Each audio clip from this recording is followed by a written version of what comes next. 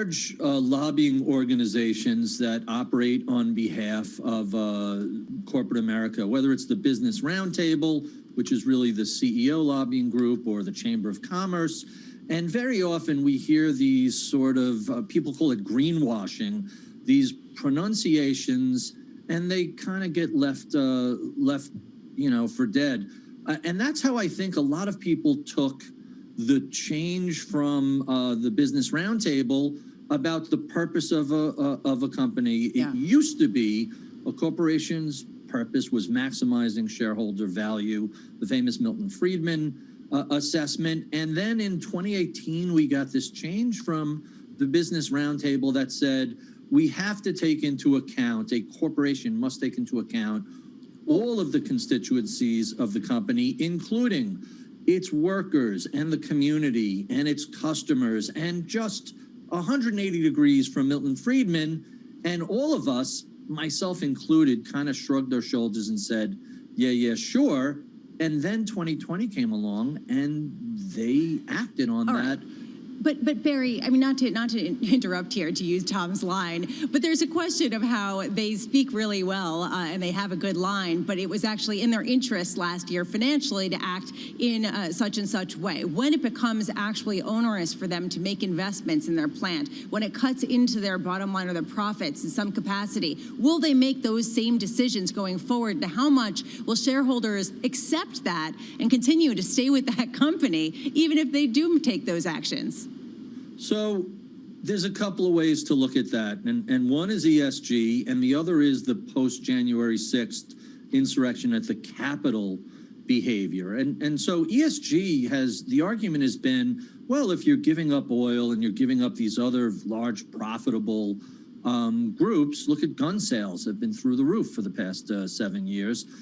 You could, or even longer, you could say people are willing to vote with their dollars for their conscience and give up potentially some upside. Hold aside that oil and coal have been a disaster for the past 5 years for investors, but the big change came after the January 6th insurrection. And when you see not just the Business Roundtable, but the National Chamber of Congress saying, even though we supported President Trump and many of his policies, we believe in the peaceful transition of power is the most important aspect. The rule of law matters to business, and therefore, we welcome President-elect Biden. That's a shocking statement from a group that you wouldn't necessarily think of as breaking from ex-President Trump. Some of the trends here out of 2020, really, really interesting. Barry Riddle, thank you so much with Bloomberg Opinion, just there on CEOs and the change of tone we've seen. Again, the Edelman Trust Barometer, I'm thinking January 2022, we may see that one more time. They'll do a redo midsummer or so as well. Lisa, right now we've got to do a redo on the markets. I need to say, Lisa, the VIX at 25 shows the inherent stress that we're living. Yeah, this idea of some pretty crowded trades and also this preparation, trying to get ahead of whatever turmoil might happen. I got to say, one of the notable movers this morning has been Tesla. And this comes after Elon Musk's comments on Bitcoin, where he was saying that maybe they've hit a high and they have investments in Bitcoin. At least that's what people are blaming. But now Tesla's share price has fallen below the price at which it entered the S&P. And it shows that this one stock, which has been highly volatile, can have a bigger influence on a broad index that's used as the benchmark for U.S. equity markets. It's just kind of interesting to try to understand the dynamics underpinning what we are seeing as what is potentially going to be a correction in this in the tech-heavy stock index, Tom. And also highlights how indexing is going to be tough this year, potentially, maybe. That's what some people are saying. I have real trouble with the new volatility, and that we've dampened down as we move to the zero bound, the basic architecture of investment, to where the new correction that used to be 10% down, and maybe the new correction is what, 5% down? And the new bear market was 18, and now the new bear market is negative 12. I just don't buy it. We're addicted to a bull market. Well, there's a wall of cash still out there, and there's a lot of hope out there. But you do wonder about whether we're going to see, as Michael Shaul was saying, a less benign rotation. That beneath the surface, you're going to start to see some real potholes that form if there are these high valuations that get called into check as things reach a more normal state of being. I think we heard 14 opinions this morning. I'm going to go go to what John featured, which was Jonathan Golub over at Credit Suisse, talking about you're going to have so-called multiple compression, but with it, the why of it, which is the good news of great earnings. Well, I got to say, again, one opinion. Yeah. Well, the standout opinion to me was what Jeff Curry had to say about oil going forward, and how actually you're not going to see peak demand until 2030, and that you're not going to see investment in drilling more oil, but you're going to see huge demand as we build out our infrastructure, and that's going to cause oil prices to surge. That is a really unique view, showing how even in the transition away from fossil fuels, you could see this boom in oil prices. And to take it, Lisa, over to China and over to copper, and the idea we're looking at 5, 6, 7% real GDP here, inflation-adjusted GDP, and you wonder, well, what does that mean for China? Does that mean they go back to 8 or 9% GDP? Some of the conversation, of course, Chairman Powell coming up here across all of our Bloomberg properties. Balance of power at 12 noon. A conversation with a gentleman from Ohio, Senator Brown. This is Bloomberg. Stay with us on radio. Stay with us on television.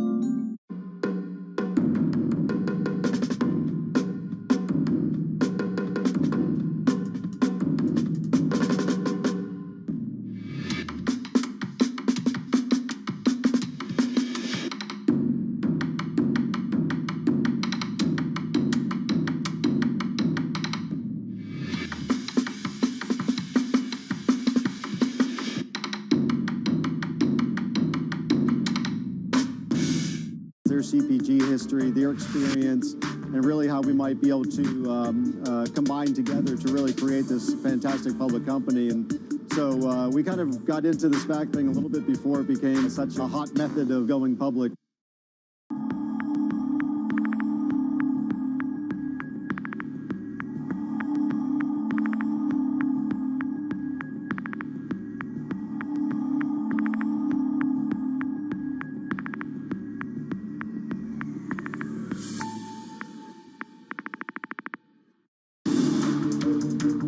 Every Friday with 30 minutes dedicated to fixed income, I'm Jonathan Ferro. This is Bloomberg Real Yield.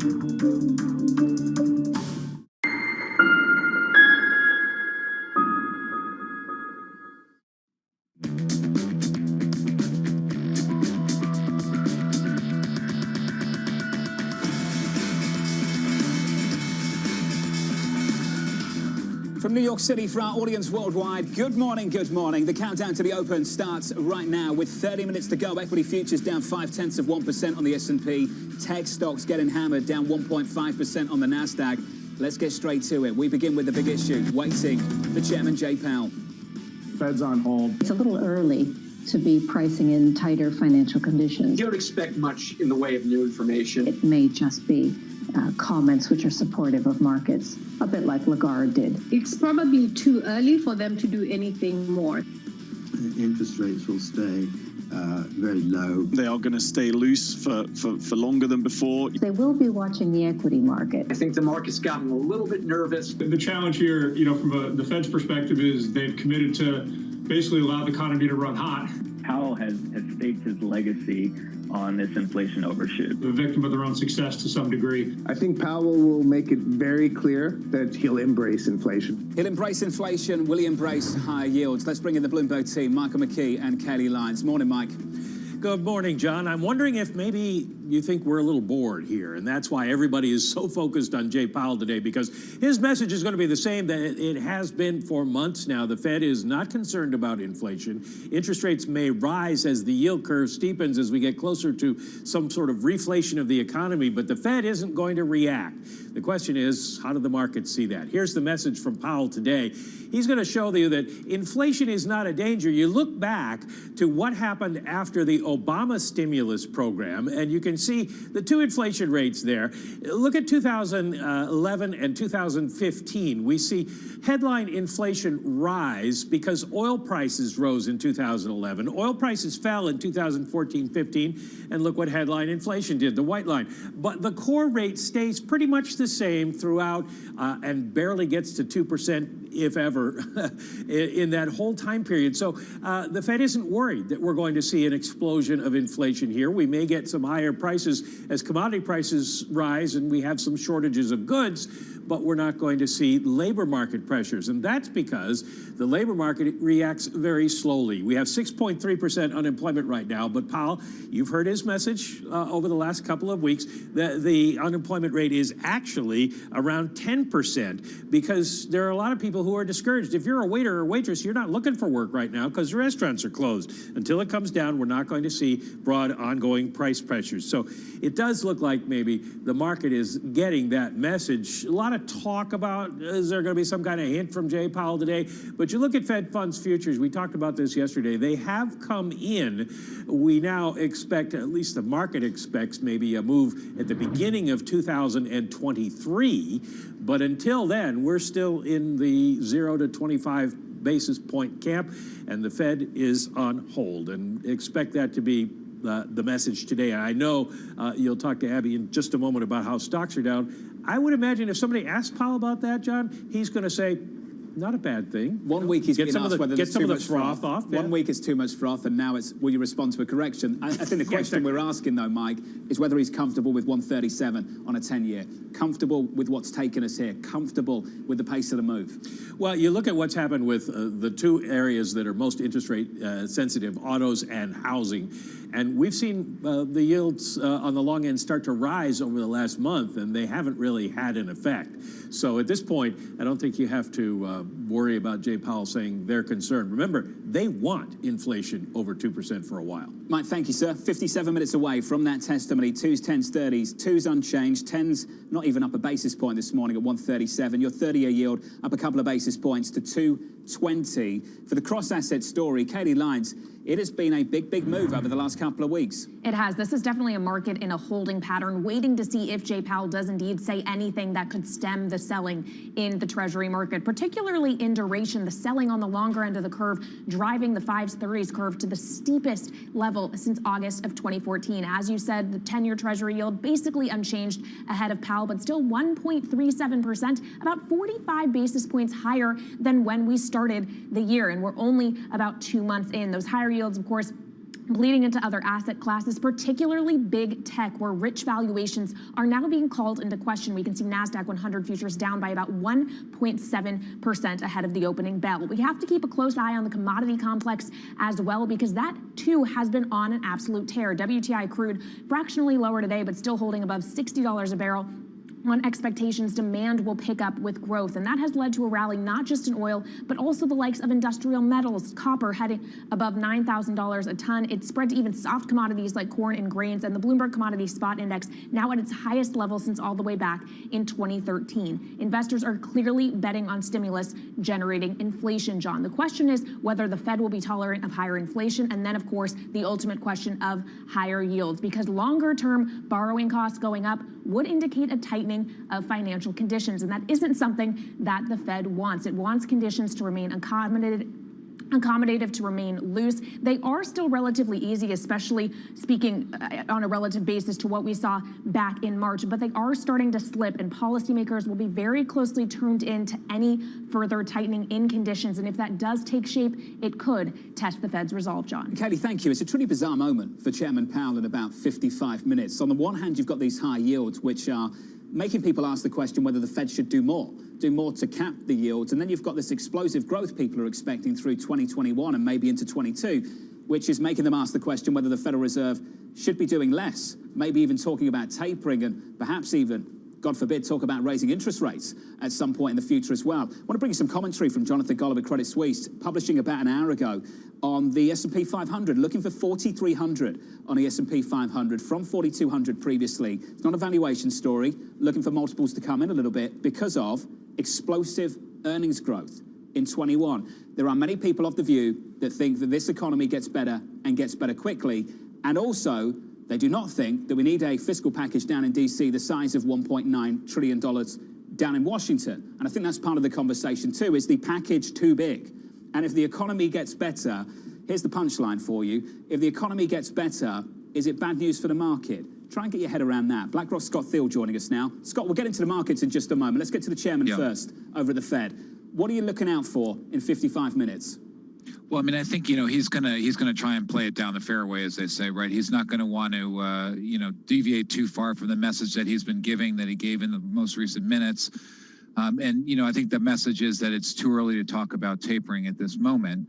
But clearly they have to acknowledge, the higher rate market, the steeper yield curve. I mean, I think the reason we're talking about it is not because we're bored, but because it's actually really important, right? I mean, the underpinning rate story here is incredibly important. And one thing that we would note, and obviously you've talked about this before, is that real rates, so rates after inflation, are really relatively stable. They've come up a little bit this week, but still are very, very negative and really lower than they were at the beginning of the kind of Fed intervention in March. So yes, he is going to be obviously take note of rates moving higher. Part of that is going to be in sympathy with stronger economic expectations, which are a result of vaccinations, the fiscal package, as you mentioned, but also pent-up consumer demand. But he's also going to say, well, look, what we call the new nominal, this idea that real rates are relatively stable, albeit I take it they've moved up a little bit in the last week. And I think that really underscores this kind of risk-on environment that we're in. I don't think he's going to want to, disturb that too much. And I think it's too early for him to start talking about the tape. Well, Scott, let's get up a chart of real rates on a 10-year over the last 12 months, and we can show this small bounce. But Scott, here's the question for me. Yes, it is small.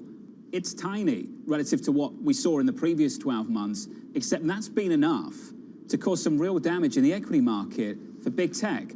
Maybe not the index level on the S&P 500, but certainly on the NASDAQ 100 in the last 5 days, and certainly on some big single names like Tesla and others as well, Scott. So if that much, just that small move can do that much damage, what does that tell you about the path forward for markets? Yeah, no, but I think part of it, too, is that, the nominal move has been relatively pronounced, right? We've had a 50-odd basis point increase recently in nominal rates. Actually, and to some degree, nominal rates have moved much less than we would have expected given the move that we've had in break-evens.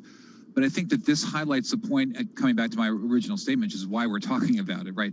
Because the underlying rate market is really important for valuations, for risk-taking, et cetera.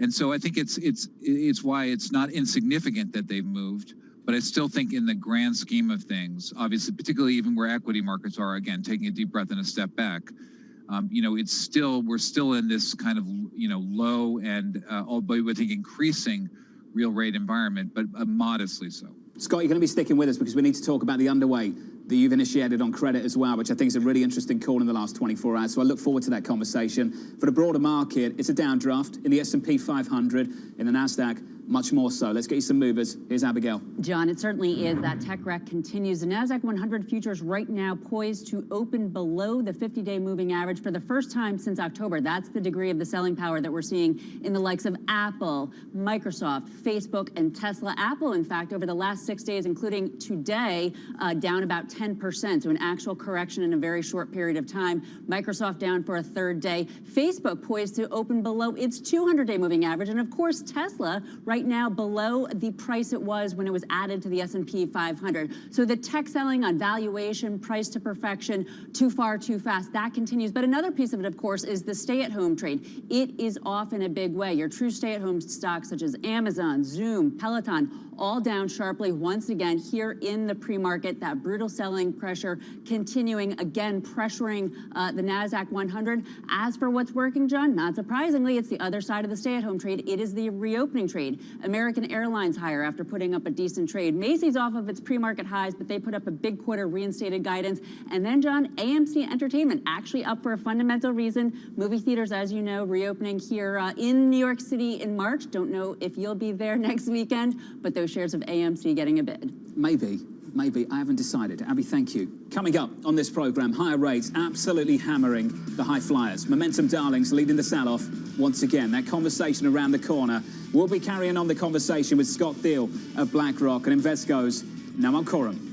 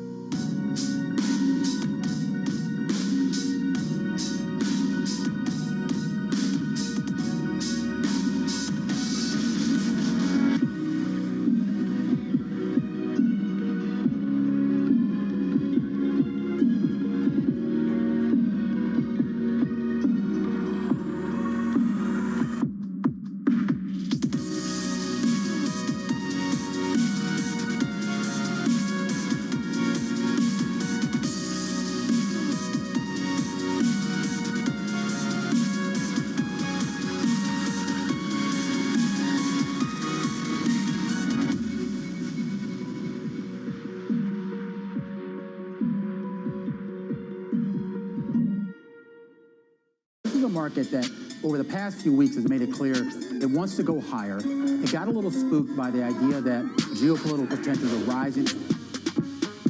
Start your mornings with Bloomberg Surveillance. Tom Keene, Jonathan Farrow, and Lisa Abramowitz. Extraordinary market day. This rally just keeps on going. But there is a tipping point. The business team you love to watch. Weekday mornings on Bloomberg Television.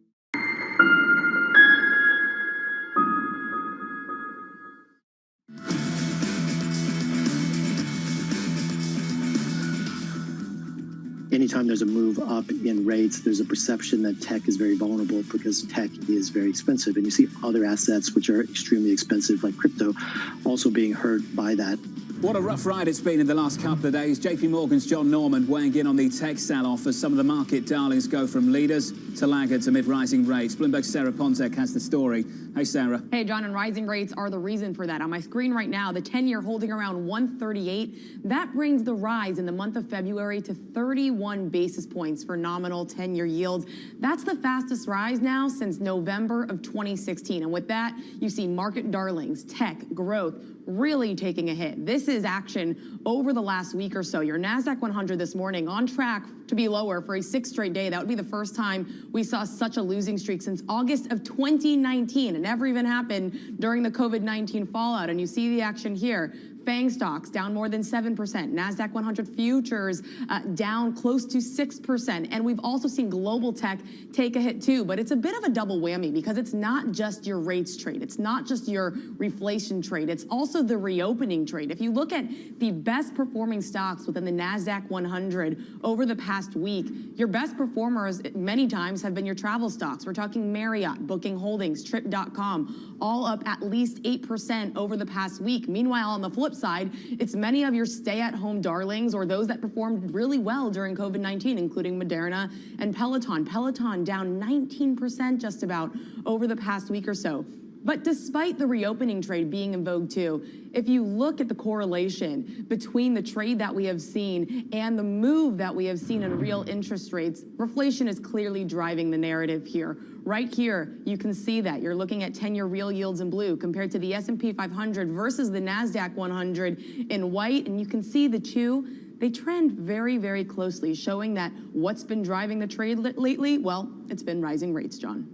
Sarah Ponce, that has been the story, and you can see it this morning as well. 15 minutes out from the opening bell, real underperformance on the NASDAQ, and a little bit of a lift in yields again this morning, up about 3 basis points on a 30-year to 220, almost 221 on a 30-year yield, about 138 now on a 10-year. We add a little bit more weight to that yield, up another basis point. For BlackRock, they're adjusting their ratings across assets and positioning for a cyclical tilt. The team upgrading equities, downgrading credit, and government bonds to underweight, writing, quote, "We expect our new nominal theme of stronger growth and a muted response in nominal bond yields to higher inflation to further play out. Even after significant market moves, this supports our tactical pro-risk stance." Scott Thiel of BlackRock is with us now, and joining us, I'm pleased to say, is Invesco's Noel Coram. Scott, let's give you the first word here. This is your research. The underweight to credit, what was the driver behind that?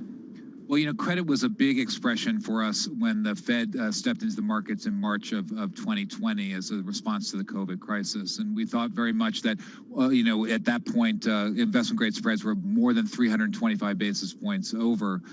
We thought that was a very good way of expressing a view around markets coming back, about the policy response in particular. And that's played itself out in many respects, right? We have now spreads, investment grade spreads below 90, back to where they were really prior to the COVID crisis. Plus, we also have the underlying rate market being very low. And so for us, the combination of full retracement in spreads, plus the sensitivity to interest rates inherent in a corporate index, has led us to make the decision that equities are a better place to take risk than credit at the moment. The mandate matters here, Noel. Some people have the luxury of saying, you know what, I'm going to look at equities. For other people stuck in fixed income, they've got to make a choice. What do I do? What do you do now? So last year was all about, you know, kind of like finding the complacency amongst different asset classes because valuations differed, right, for IG and for EM. This year, though, is going to be a different story. It's definitely going to be a credit pickers market. It's going to be about finding those value names. It's going to be about the shift from goods to services, specifically in growth, and taking advantage of those service sectors where that might not, and those service names that might not necessarily have come back yet. How difficult is that to find, Noel? Just to jump in, you know, last week we had Avis come to market. I've talked about this repeatedly, and the yield that they are offering is half what it was 9 months ago. Yeah. Are there any laggards out there, and where'd you find them? So they are difficult to find. We think, you know, we're not talking about huge price returns in the credit market this year, but I think it does make sense to diversify because there are still, you know, there's still valuations issues across all asset classes. So it makes sense to diversify across credit and even across equity and fixed income. And then, you know, look for the service sector value names that do offer some value, some yield, clip the coupon, and take advantage of the price return that you'll see as the goods demand kind of shifts into that services demand and the market the economy opens back up again. Scott, you've got a very constructive call on risk assets away from credit, on equities. And one line that stuck out for me is this muted response in nominal yields to higher inflation. Why do you think we will continue, or at least why do you think we will have a muted response from here? Well, what we're saying is that we think real yields will generally increase as economic activity picks up, and yet we are bullish on the economic outlook, right? Because you have the vaccinations, story, you have the policy story, which you were talking about just before, and then you also have this pent-up consumer demand story, which may, in fact, be playing itself out in the equity sector rotation that you were discussing just a moment ago. But those things will combine in our mind to gradually push interest rates higher. But what we haven't seen is that same correlation, that same policy response that you would have gotten in a kind of normal cyclical economic recovery, right? This is not a normal recovery, right? This is not a normal economic cycle. This is a gigantic health crisis and a policy response to that. John, so our thought is rates will rise, but not as dramatically as they would in a more standard economic cycle. And in particular, right, the Fed can come in and intervene on the other side, right, and keep rates lower for longer if they want to, right? So I think there's a movement higher in rates here, but it's gradual, but we believe it's persistent over the next year. It's like the Goldilocks view of the market here, Scott. A little bit, not too hot, not too much. Noel, do you share that view? A little bit. So the growth, we definitely expect above consensus growth for 2021. We think inflation is going to be a messy story, and that's going to keep the Fed on the sidelines, keep them easy for the year. So we are constructive. We would just be worried about volatility within markets a little bit because valuations are so tight. So, if we do see some volatility, then we would look to buy because we think growth is going to be there. We think, if you look at kind of historical recoveries where this recovery is at the bottom, and so we think we do have a long way to go. To Scott's point, it could be faster. It's all dependent on this, moving target of vaccinations, whether or not, COVID's going to be a real concern in the fall and the winter. So these are all things that we're paying attention to, but valuations do make people a little jumpy. And so we could see some volatility. It makes sense in that regard to diversify across asset classes. No, just a final word from you on leveraged loans. I mean, we've all heard it. Scott's heard it. I've heard it. Everybody's talking about it. There is a worry about rate sensitivity, a worry about duration. A lot of people gravitating towards floating rate. I imagine that's the trade for you too, Noel. So we do like leverage loans here. Again, on the rate sensitivity, the demand has also been there. So it does make sense for the credit market. Noel Coram, good to see you. Thank you. Scott Thiel of BlackRock, thank you, sir. Thanks for joining us, especially on that call from a little bit earlier in the last 24 hours. Coming up on this program, the analyst action you need to know. That'll be next in our morning calls. Then later, Deutsche Bank's Binky Chada with a 39.50 price target for year-end. And JP Morgan's Stephen Parker joining us for the opening bow. Weighing in on the rotation out of big tech and into the cyclicals. And what a violent move it has been over the last 2 months or so. From New York City this morning, good morning. Here's your price action. 7-8 minutes away from the opening bow. 5-day losing streak. It's about to become 6. We're down 26 on the S&P and down by 0.66%. Yields in the bond market, 2s, 10s, 30s, shaping up as follows on this Tuesday morning. Yields are higher by about a basis point or two on a 10-year to 138, on 30s to 221. Up, call it 3 basis points, 40 minutes away from Chairman Powell on Capitol Hill in front of the Senate Banking Committee. This is Bloomberg.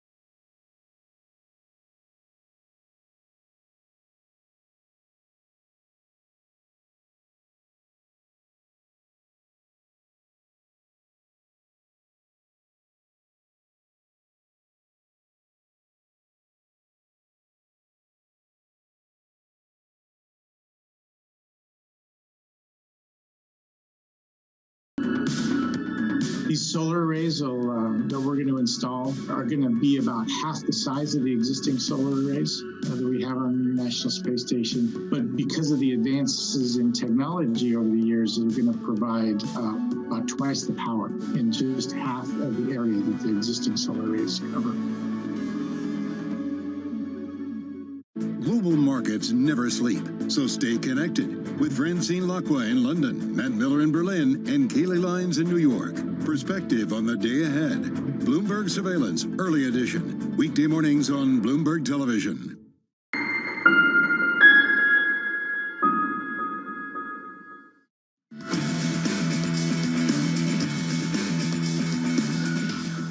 Five minutes away from the opening bell, equity futures heading just a little bit lower on the S&P 500. Five-day losing streak on both the S&P and the NASDAQ. The NASDAQ down a little more than 4% over the previous 5 days, and it's about to become 6 at the opening bell. We're down 24 points on the S&P 500, a break of 38.50, just about, off by 0.6%. Let's get you some morning calls. A look at some of the analyst recommendations on Wall Street this morning. We begin first up with Bank of America, downgrading Kroger to underperform, $28 price target. The analyst expecting profit headwinds and tougher comparisons ahead. Your second call from BMO, upgrading Starbucks to outperform, 120 price target. The analyst seeing the potential for meaningful upside with restrictions fading and the economy reopening. That stock is positive, about 0.6% in the pre-market. Your third and final call from the team at Pivotal Research, downgrading Dish Networks to a hold with a $35 price target. The analyst citing concerns about the near-term prospects for its wireless business. We're down there by 2.3%. They're through the calls behind us, the opening bell right in front of us. Coming up, investors turning their back on the market darlings. That conversation up next with Deutsche Bank's Binky Chada and JP Morgan's Stephen Parker. Going into the opening bell this Tuesday, counting it down to Chairman Powell, 34 minutes away, with equity futures rolling over, heading lower, and bond yields rolling up and heading higher. This is Bloomberg.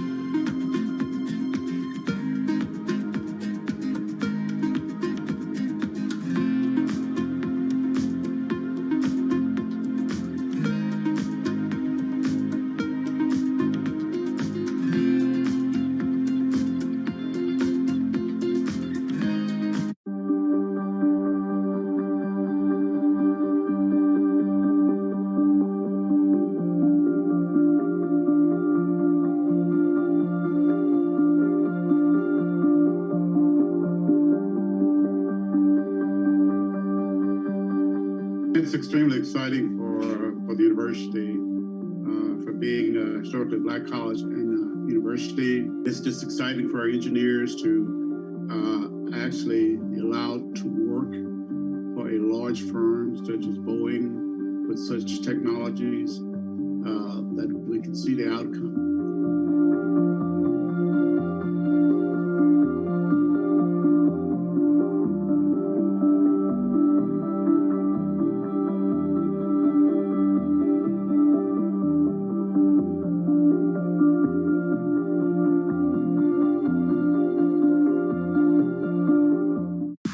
Let's just start with the numbers. And it would be essentially free cash flow positive in 2021. That was sooner than people had been expecting. We have pretty good numbers here in the biggest divisions of Morgan Stanley. They are firing on all cylinders. We've had this huge rivalry historically between Morgan Stanley and Goldman Sachs. There are 24 reasons for Mr. Diamond to celebrate today. As much as people may want to focus on trading, for Bank of America, it's all about credit. It seems the markets are very happy with Trump. They're very happy with Biden. I I think what we've seen during this period of time is that communicating via video is not a fad. We are using it in all aspects of our lives, for work, for learning, for communicating, for staying in touch. Trading revenues coming in better than expected. Everything. Cash, $1.4 trillion of cash. One of the most notable aspects of this report that was stellar.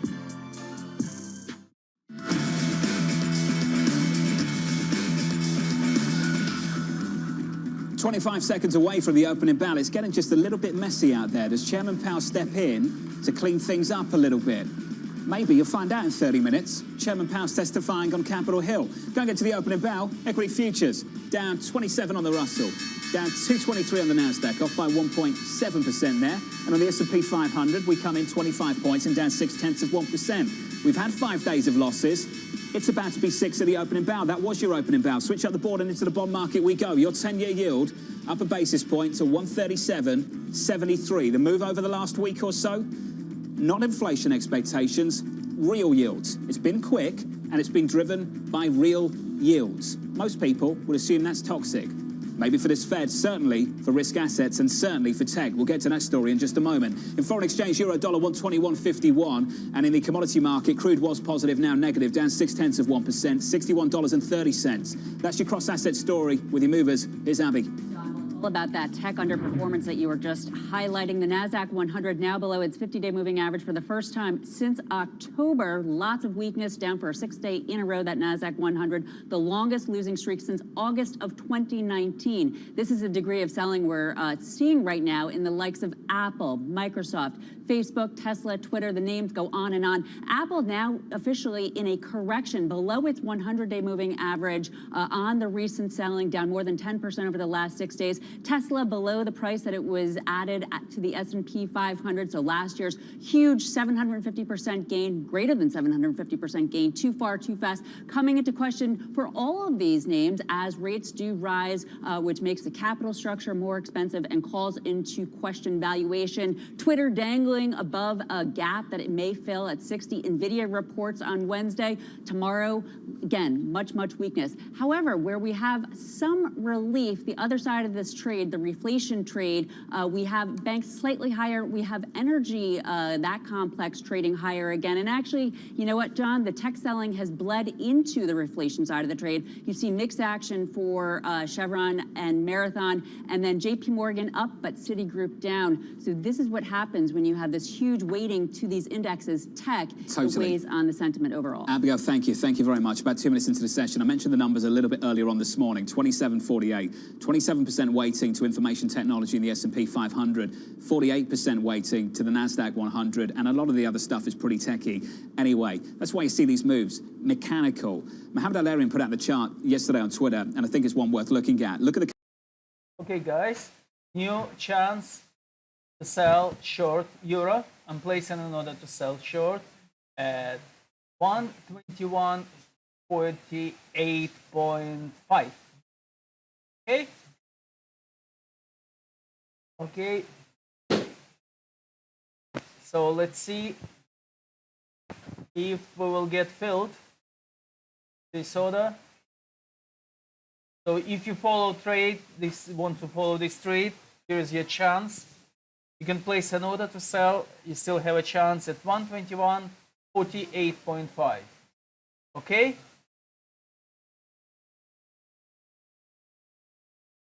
Industrials, energy, and materials. For more, let's bring back in Sarah. Hey, Sarah. Hey, John, but yes, let's be clear. Not everything is falling in tandem underneath the surface. We are seeing many divergences. Another leg of the rotation trade that actually really began late last year in September. If we use value versus growth just as a proxy, because we're also seeing it play out in cyclicals versus defensives, stay at home versus reopening. Last month, we saw value outperform growth for 3 straight months. But then in December and January, we saw a bit of a hiccup. Growth actually took the upper hand once again. Well, now what are we seeing in the month of February? Growth is actually underperforming value now. I just checked by about 7 percentage points. That is the most for any month since December of 2000 in the midst of the dot-com bubble. But another way to really express this rotation is cyclicals versus defensives. So if you take a look at some of those cyclical names, we really have seen eye-popping moves in the entire year. Well, just a couple months into the year, a couple months into 2021. I'll give you a few examples at the micro level. Sand supplier U.S. Silica, which serves oil, manufacturing, and building, up more than 50%. At the same time, Freeport-McMoRan soaring on the back of the copper price increase. United Rentals, which is a large, heavy equipment renter, seen as a beneficiary of a possible infrastructure plan. Double-digit returns just a few months into the year. Well, on the flip side of that, tech has really taken the brunt of the selling. Growth has taken the brunt of the selling. Your high flyers in 2020 have really taken the brunt of the selling. So let's look at semiconductors, for example. These are your 1 week returns. Semiconductor index off close to 7%. Meanwhile, S&P 500 technology today down for a 6th straight day. That would be the longest losing streak since August of 2019. Granted, the moves are a little bit smaller, so a decline of more than 5.5%. On the flip side of that, you look at basic materials, you look at energy, up. A very wide divergence there, John. Massive and huge relative outperformance of, say, energy and financials versus tech this year. Sarah, thank you. Let's bring in the roundtable this morning. Binky Chadha of Deutsche Bank and JP Morgan, Stephen Parker joining us well. Binky, I want to start on the rate story because you wrote a piece of research recently that I think is really important to get our heads around. What higher rates can achieve, what lower rates can achieve, and the misconceptions around lower rates and higher equity markets. Just run us through it, Binky. Sure. What I would say is basically, I would say one of the greatest misconceptions out there is that lower rates mean higher equity multiples. If you look historically, you can start by basically just, looking across the oceans and you see lower interest rates in Europe, lower interest rates in Japan, but you also see basically lower multiples rather than higher multiples. If you look at the US today and you look at where interest rates were for the 6 years after the financial crisis, multiples were 25-30% lower than where we are today. I think also, the big issue that everybody has or, saw in their textbook is that when interest rates go down, the equity discount rate goes down. And so multiples should basically be higher. I think what that Okay, traders, we need to cancel this order. As you can see, it moved lower. So we need to wait for another chance to get filled. Okay, so the order to sell short euro at 121.45 cancelled.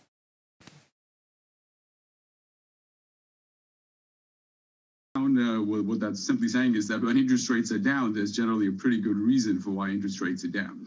Now, they have, of course, been rising, and equity markets, yes, we are off of the peak a little bit, but I would say it's just really not very much. So for us, rates are really a rotation story. That's part of the playbook that's playing out right now. This is a compositional story as well, Stephen. When growth is scarce, growth is expensive.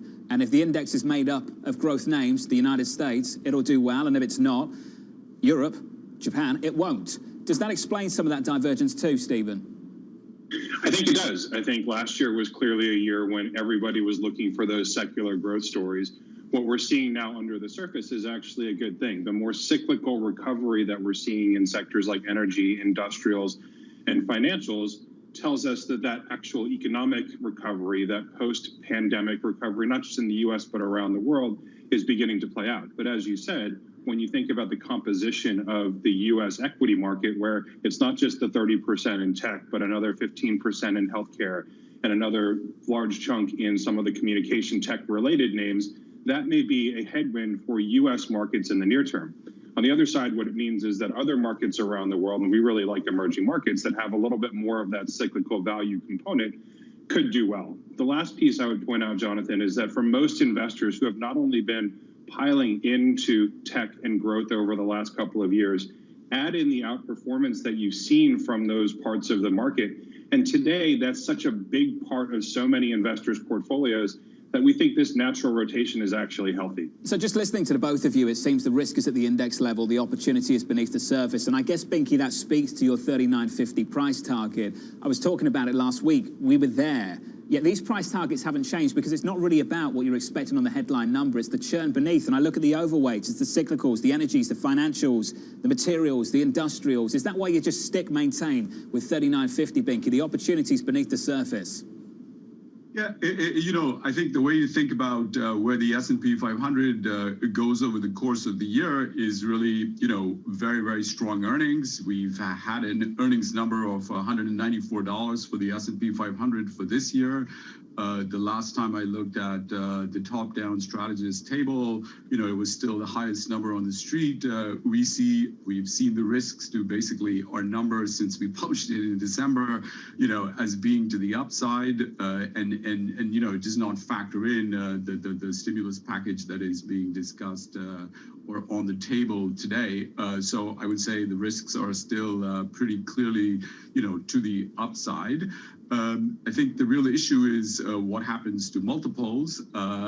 As I think everybody knows, they are very, very elevated. And so there is going to be some extent of, a multiple derating. The question is how much and what is going to basically... Well, Binky, let me jump in just quickly, because Jonathan Goller of Credit Suisse published that very research this morning. He's expecting that contraction on multiples. He's just expecting the earnings growth to rip. Are you looking for the same thing? Absolutely. We have earnings going up by, in round numbers, about 40% for this year. And we have, multiples coming down, but remaining basically elevated. I think one of the things to note with a lot of people calling for a correction, and there's, lots of reasons for a correction, but I would basically say that, if you look historically, valuation corrections basically happen in slow motion, and that is that equity prices just go up by less than earnings. So it is pretty typical coming out of a downturn or a recession to see multiples, pretty elevated. Well, that correction in big tech right now is pretty brutal. The Nasdaq's off by 3%, the S&P 500 off by 1%. Binky, it's good to catch up, sir. Binky Chowdhury of Deutsche Bank, JP Morgan, Stephen Parker sticking with us. A lot to talk about. Let's head back to Abigail. Hey, Abby. Hi there, John. Well, this tech wreck that you guys are talking about, really pretty incredible at this point, gaining steam. The Nasdaq 100 below its 50-day moving average for the first time since October, down 6 days in a row. The biggest drag right now, or one of the biggest drags, Tesla, really getting decimated, down about 30% since its peak, taking the blockchain and the cryptocurrency stocks with it. The big drag, though, as you know, though, John, is Apple. Apple now down more than 10% over the last few days, below its 100-day moving average for the first time since last April. This is important, John, because it is the market in a way. This is a sign, a tell, perhaps, on what's ahead for the market, which is to say, perhaps more selling as big tech simply slides too far, too fast, now going the other way. My good friend and colleague, Guy Johnson, would often tell me it's better to travel than arrive.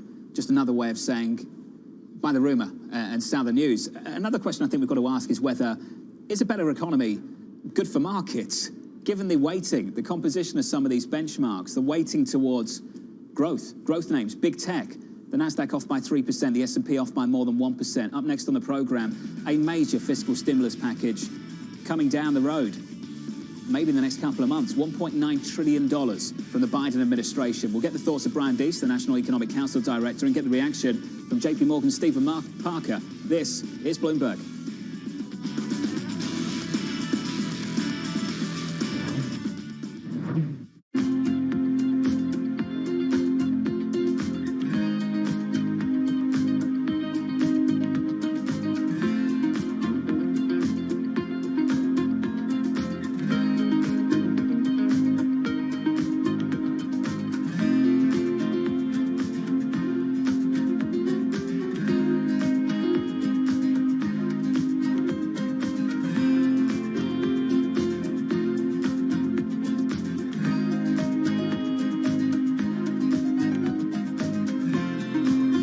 We have a very good chance to not only have positive growth, but perhaps a somewhat more encouraging positive growth. The rebound in the second and third quarter will be quite strong because the expectation is that the vaccine will help clear the way to less restrictive lockdown. We are going to have a recovery, but it's going to be an uneven recovery. Of course, it will have direct impact on our growth forecast. And it will be very difficult to reach 6% of growth. You're going to get a roaring 20s type of recovery and a boom period. We are certainly seeing ourselves towards the second quarter being in almost opening the economy. in as much as one can. We should not be too quick to cut back on the expansionary fiscal policy. We'll get there. The question is not a question of if, it's a question of more when.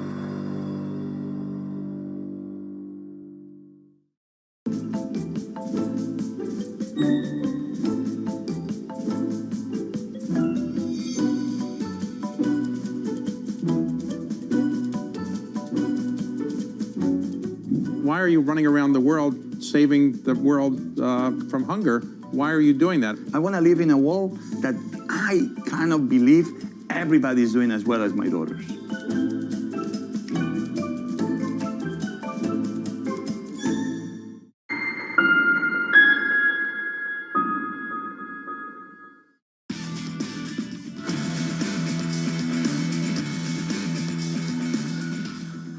We size this based on the needs that we see to get shots in people's arms, to get the schools reopened, and to get relief to families and businesses out there.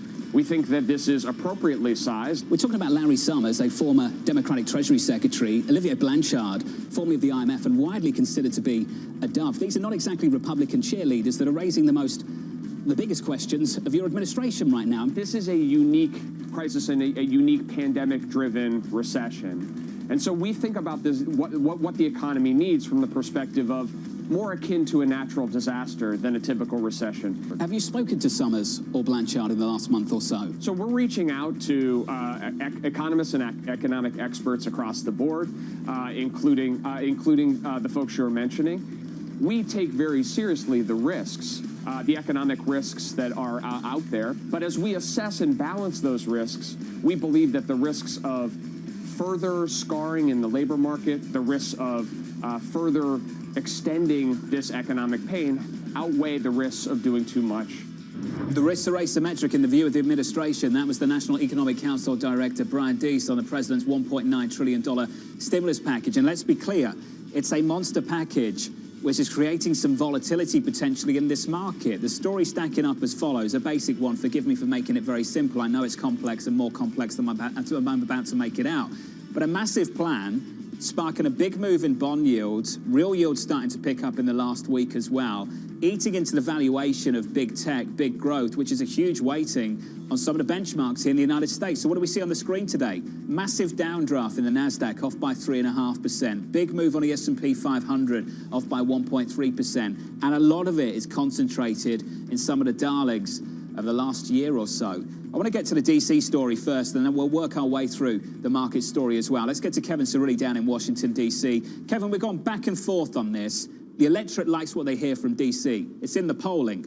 They want the checks. That makes sense. But as far as the economic circles go, the financial circles, the voice of Summers, of Blanchard, seems to be louder than the voice of the administration on some of these key issues.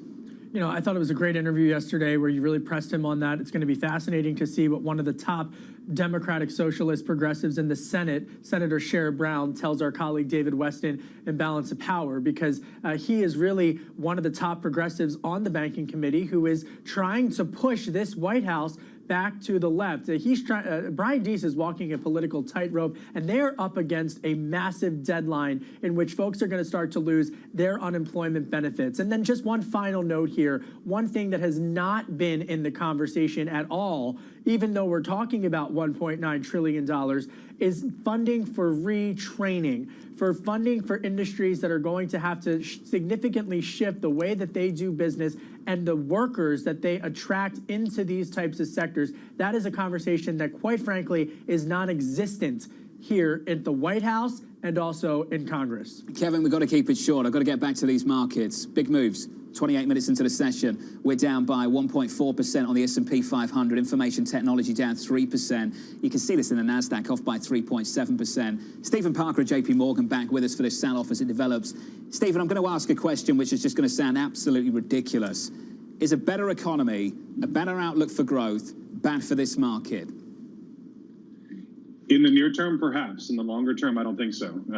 Clearly, as we've talked about, the composition, the tilt towards technology, towards secular growth to some of these higher multiple names are going to be negatively impacted by higher rates, by a rotation out of cyclicals, which are a much smaller part of the market. But as we saw last year, markets ran well ahead of the actual recovery in the economy. If we see that trend reverse a little bit, if we see that rotation out of tech into cyclicals, it may be a headwind for markets in the near term at the benchmark level.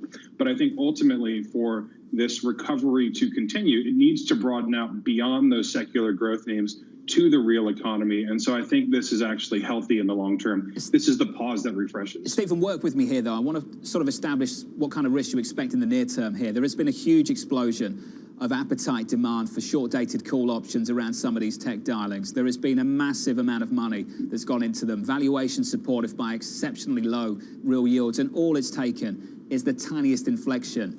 At the moment, the pain is concentrated in big tech. We've seen the performance of energy financials over the last several weeks. I'm just thinking out loud with you right now, Stephen. I'm trying to work out whether there's some risk building in concentrated parts of the market that ultimately bleeds and makes this a much broader story, not just in equities, but maybe in credit too. I don't think so. I think that clearly there is some risk in the near term. There are some concentrated exposures. There's a lot of people that have made a lot of money very quickly. And so I think that could lead to some volatility in the near term. But when we talk to our clients, when we think about how we're positioning our portfolios, we're still thinking about this pullback as a potential buying opportunity rather than the beginning of a larger pullback. And when you look, yes, there are the marginal traders looking in options markets and things, but there was also trillions of dollars of cash that moved to the sidelines last year. A lot of people are waiting for that chance to buy. And I think ultimately, when you think about some of these secular growth names, investors that have that longer term investment horizon are going to be stepping in the not too distant Stephen, let me step in. You're not a day trader, so forgive me for asking, but it's a 6-day losing streak. Tally it up, it's a loss of 7.4% on the NASDAQ 100. Is that a move you want to buy?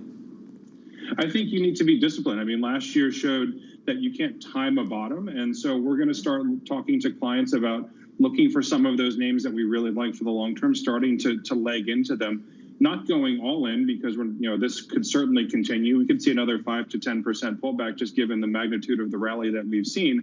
But we'd be looking to be buyers along the way in a gradual and disciplined fashion. Chairman Powell gets a little bit more interesting 9 minutes away. Stephen, great to catch up. Appreciate your time, sir. Stephen Parker there at JP Morgan. Let's get a sector price action. I think you can guess what's leading us lower. Here's Abby. It is truly brutal out there, John. We're looking at the 6th down day for the S&P 500 in a row, the longest losing streak in about a year, really coming on that tech pressure, that selling. And what makes it stand out is the fact that 51% of the S&P 500 is in discretionary, communication services, and tech. Those are 3 of the 4 worst sectors. And a quick way to take a look at it, John, over the last few days, the New York FANG index right now down in a huge way over the last 6 days, down about 9%. The worst 2 days, John, over since last March. That's the degree of the big tech selling we're seeing. The panic really at this point is rates move higher, investors just simply moving out of those stocks. Abby, thank you. Coming up on the program, the market moving events you need to be watching. We're 8 minutes away from Chairman Powell.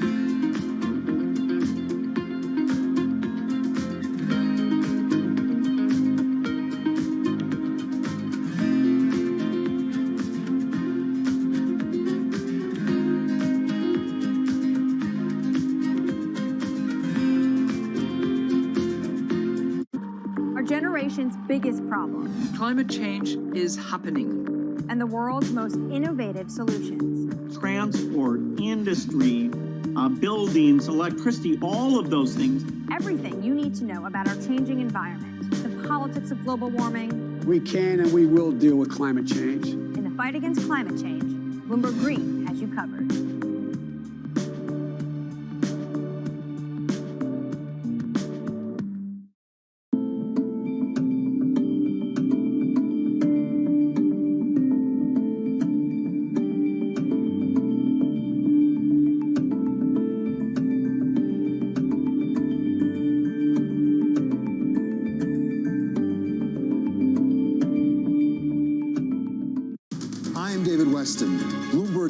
is reinventing one of the most iconic brands in financial television for a new audience. Join me to see the news program for the clever investor. This is Bloomberg Wall Street Week.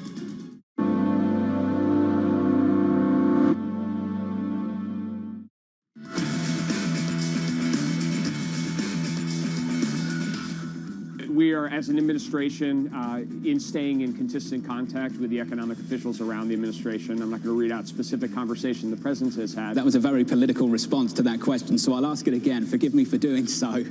Has he spoken to Chairman Powell specifically? Has the president had that conversation with the head of the U.S. Central Bank? I'll give you a specific answer. I don't have any conversations from the president to read out. So there's no readout, there's no conversation. Don't you find that curious that we're putting through a massive $1.9 trillion plan that in the future would depend on where interest rates may or may not be in the future, and yet the president hasn't had a conversation with the chairman of the Federal Reserve? Look, as I said, myself, Secretary Yellen, other senior administration officials are staying in consistent contact with our economic agencies, and that's what we'll continue to do. Brian Deese there, National Economic Council Director, a little bit evasive around the conversation about whether the chairman of the Federal Reserve has spoken with the President of the United States. Here's your trading diary. There's one thing to watch. It's at the top of the hour. It's 5 minutes away. It's Fed Chair Jay Powell kicking off 2 days of testimony before Congress on Capitol Hill.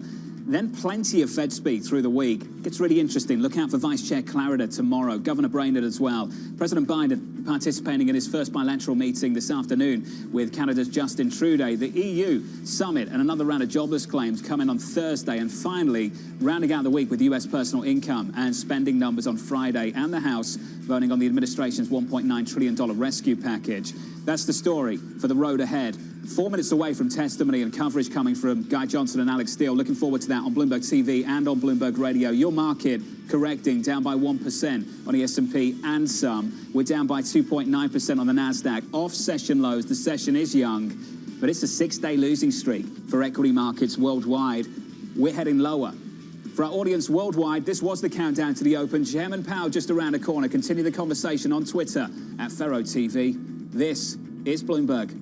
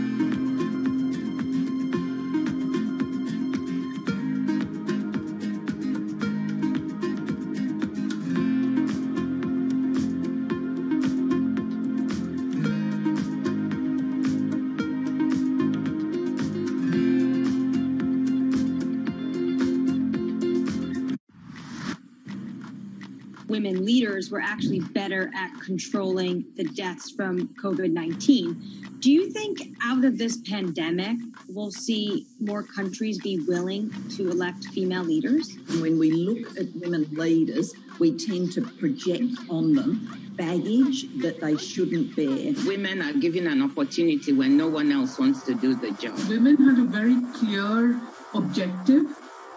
They wanted to save lives. The women leaders, if you look at their careers, have also built up a level of trust. In fact, women have to be better at communication in order to be elected as leaders, whereas this doesn't hold true for men. We need to get those sexist stereotypes out of our head and give women a fair run for leadership. Trying to change the stereotypes about women is not only the business of women, but men have to be part of it. Bloomberg has enhanced search on the terminal to deliver what you need when you need it. Now, you can simply type phrases in everyday English in the command line. Compare financials, find people, analyze markets. You can enter phrases or ask questions. What do you want to know today? Ask a question or visit SearchGo to find answers now.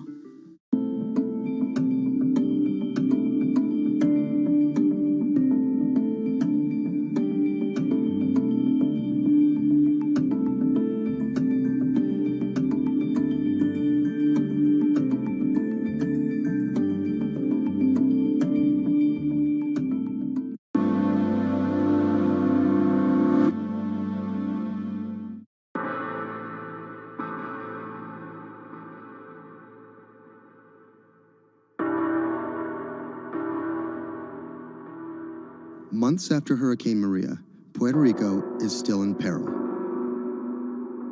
Huge swaths of the island are still without power, running water, or access to medical care. Experts estimate that it will take years before these services are restored island-wide. Much of the blame has been placed on FEMA for a slow response in comparison to recent disasters on the mainland. But recovery from a disaster of this complexity and scale has proven more challenging than anyone anticipated. And filling the gaps between an overextended public sector and a suffering populace falls on the private citizens.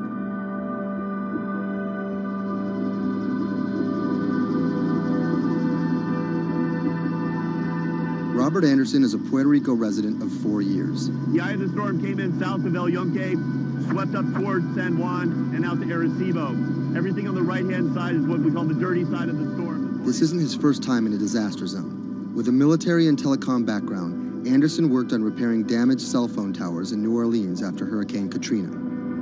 Some might be tempted to label him a disaster capitalist, seeking lucrative government contracts for his expertise. But as Anderson finds himself in the middle of a humanitarian crisis, he and his associates are developing a variety of pro bono recovery projects that target the island's hardest hit areas. I see two Puerto Ricos. We're here in San Juan. They have telecommunications restored. They may or may not have power, but basic services are in place. They're able to get food. They're able to buy things. They're surviving. And when you look outside of the San Juan area, you can go 15 minutes from here and find areas that are devastated. I'm working on the devastated side. Today, he's put together a boots-on-the-ground mission to provide medical care to some of the island's most isolated and vulnerable residents.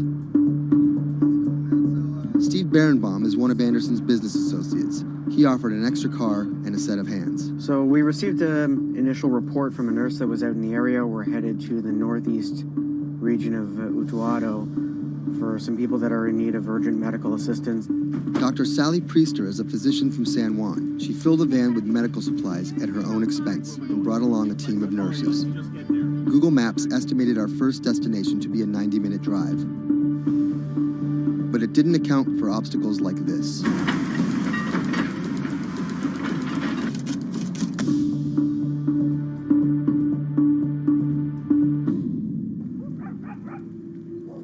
Our first stop was the home of an 82-year-old blind Vietnam veteran. His roof was blown off by the storm, and he's been living alone in a back shed for nearly 2 months. His cane actually got broken in the storm, so he's limited mobility. He has a number of medical ailments. Dr. Priester's having a look at him. We called the VA. They're going to get him set up with what he needs, get him stabilized so he can then be transported either to an evacuation center or off the island. It's when the chain gets broken, when those families that are connected to them leave the island or take off, these guys get left at the end of the road, and it's tough. FEMA was not officially part of Robert's team, and their arrival caught everyone by surprise. Their job here was to survey and report back to their superiors, and did not come with medical aid of any kind. People think that FEMA is there to hand out bottles of water, and it's not what they do. FEMA has a role to play. They have a very specific role. They bring in ships, they bring in airplanes, they bring in tractor trailers with pallets of things.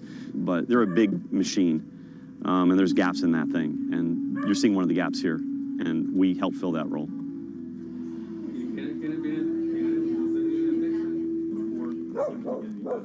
These guys are in a bad situation before, and now they're struggling for real basic things. One of the risks that you run is people going from fear to hopelessness.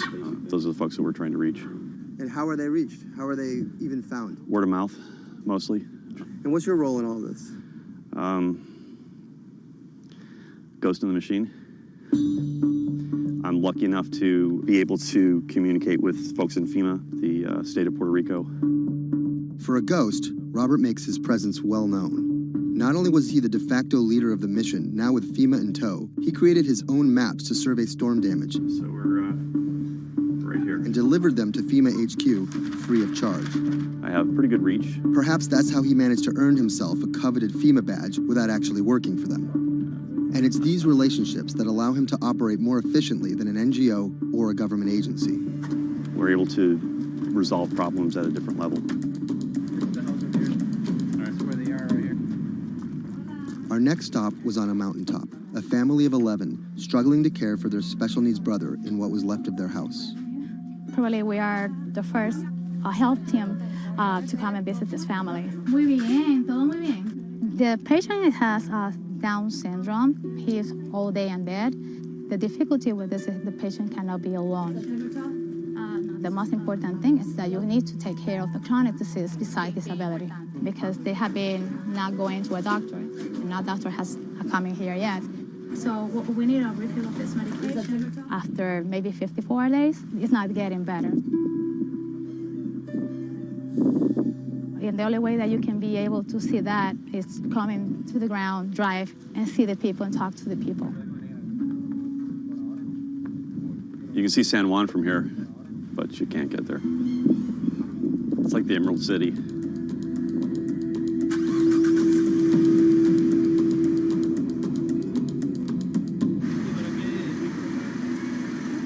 On this stop, we caught word that a man living alone at the edge of the jungle was in need of care. So we decided to take a little detour, come up here and check out and see what's going on.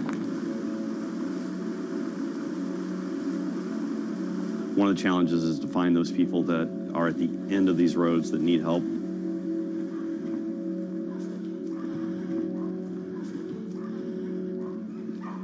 ¿Pero por qué estás solo? ¿Por qué estás por acá tan solo?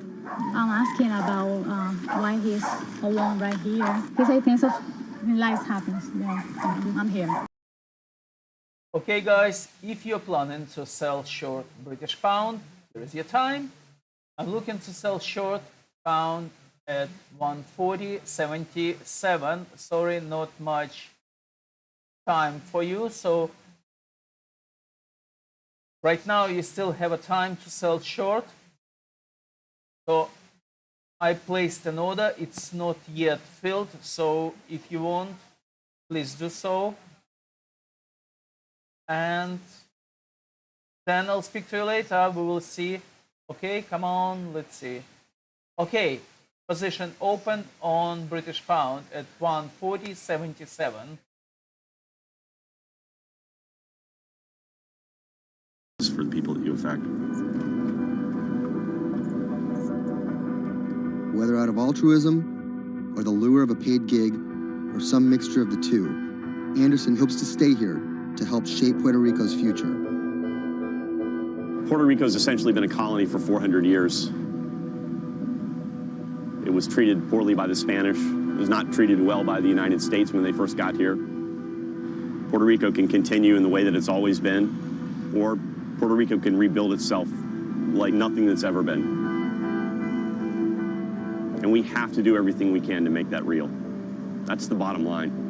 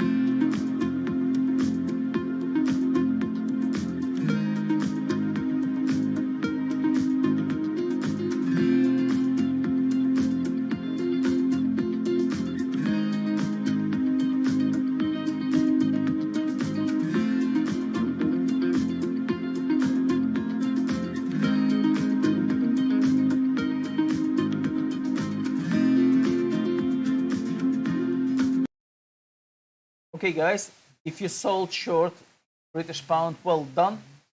For those of you who think that we're in loss, we're on. You need to get our strategy to understand how we trade. So we hold. And for all of other guys who knows exactly what we do, so well done. I'll let you know when we're going to place stop on profit. So we'll collect nice profit from trading British pound. If you other guys, if you want to purchase, if you want to get a strategy to understand how we trade, you can find it on our red ticker or on our company website, company.co.uk. Tomorrow I'm going to hold a webinar, 1 hour webinar. So if you want to register, you're welcome to register. We still have some slots available, spaces, so you're welcome. Okay, guys, I'll speak to you later.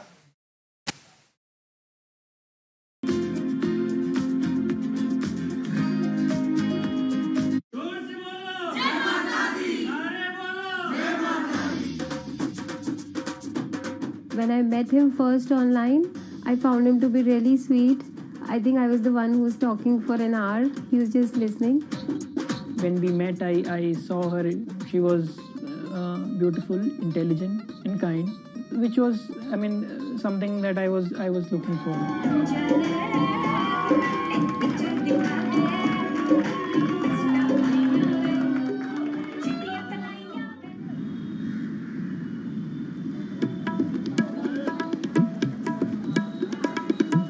Anshu and Sumit are one of about 12 million couples that get married in India every year. Unlike their parents' generation, they're not from two close villages, but from two cities on opposite sides of the country.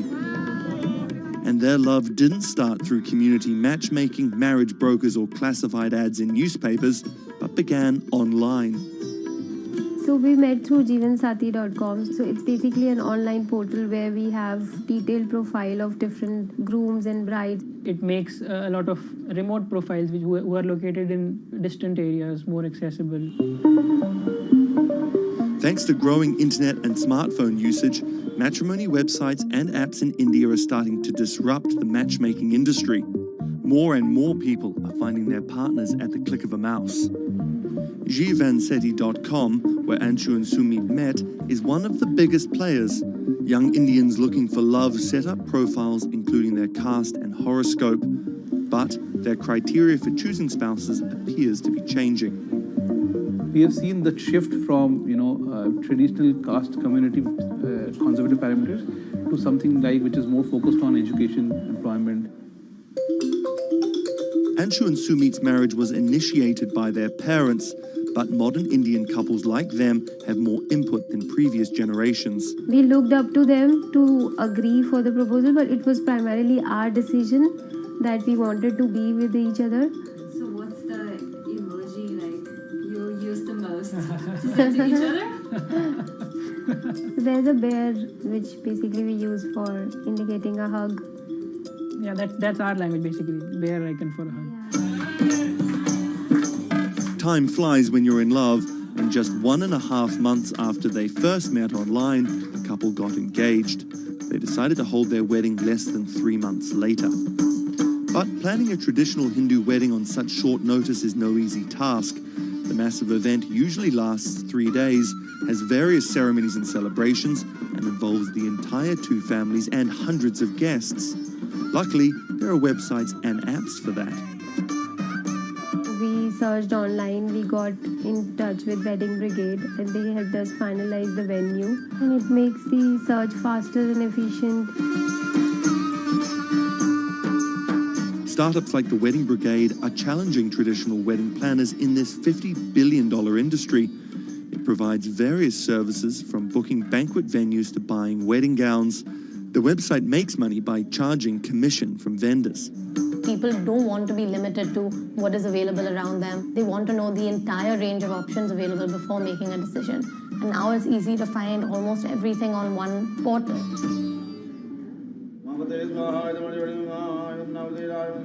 Anshu and Sumit are officially married in a ritual that has gone on for thousands of years.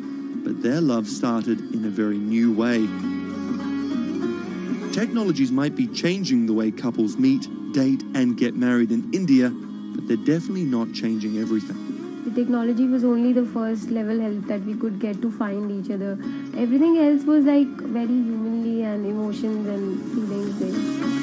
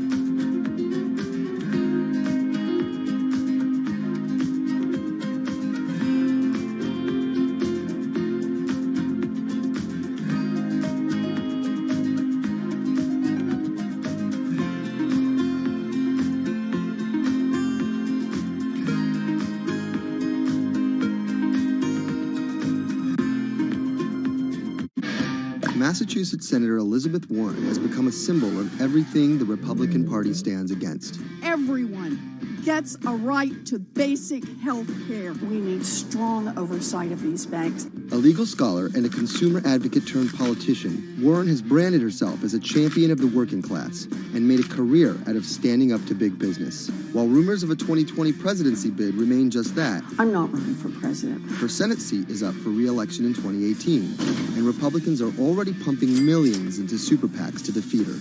This is the story of how a law professor and politician came to be seen as the biggest threat to Republican values and the greatest hope for progressive America. Elizabeth Warren was born Elizabeth Ann Herron, the youngest of 3 siblings, on June 22, 1949 in Oklahoma City to middle-class parents. After waiting tables to help her family pay the bills, Warren became a star on the high school debate team. She landed a scholarship to George Washington University at the age of 16, but 2 years later dropped out to marry her high school sweetheart, Jim Warren. By 1980, Warren was a mother of 2, divorced and remarried, had earned a bachelor's degree from the University of Houston, a juris degree from Rutgers, and practicing law in New Jersey.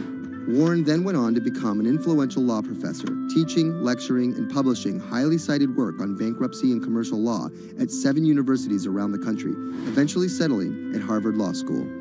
But Warren wasn't always a liberal lion. Elizabeth Warren used to be a Republican, actually. That's Stephen Dennis. I'm a Senate reporter for Bloomberg. Around the time that Elizabeth Warren switched parties, she became a fierce opponent of a Republican drive to make it much harder to file for bankruptcy.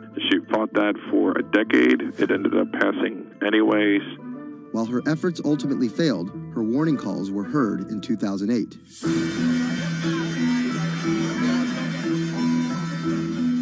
We're in the midst of a serious financial crisis. Our entire economy is in danger, and without immediate action by Congress, America could slip into a financial panic, and a distressing scenario would unfold.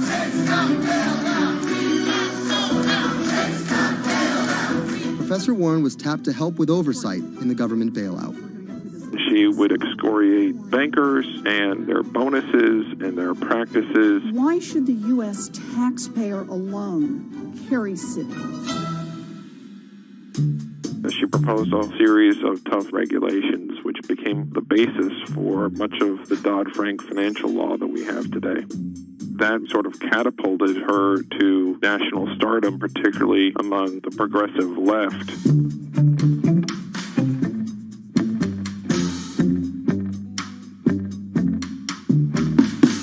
Encouraged by her newfound notoriety, Warren declared her bid for the U.S. Senate on September 14, 2011.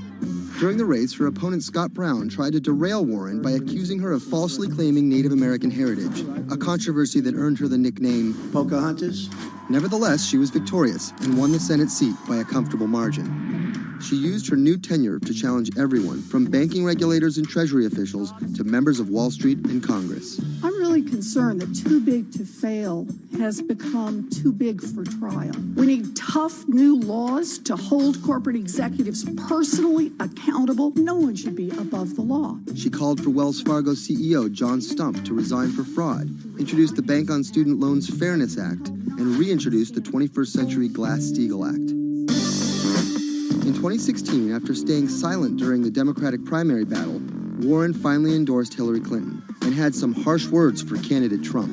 Donald Trump is a loud, nasty, thin-skinned fraud who has never risked anything for anyone, and that is just one of the many reasons he will never be president of the United States. But she was wrong. The forgotten men and women of our country will be forgotten no longer. Warren wasted no time resisting Trump's agenda. Have you ever managed or overseen a $1 trillion loan program? I have not. How about a $1 billion loan program? I have not. In the Donald Trump era, Elizabeth Warren has been playing defense and trying to prevent Donald Trump and his cabinet appointees from rolling back protections that she helped enact. Warren actually found herself rebuked by Mitch McConnell for reading a letter by Coretta Scott King about Jeff Sessions' record on racism during his confirmation. She was warned. She was given an explanation. Nevertheless, she persisted.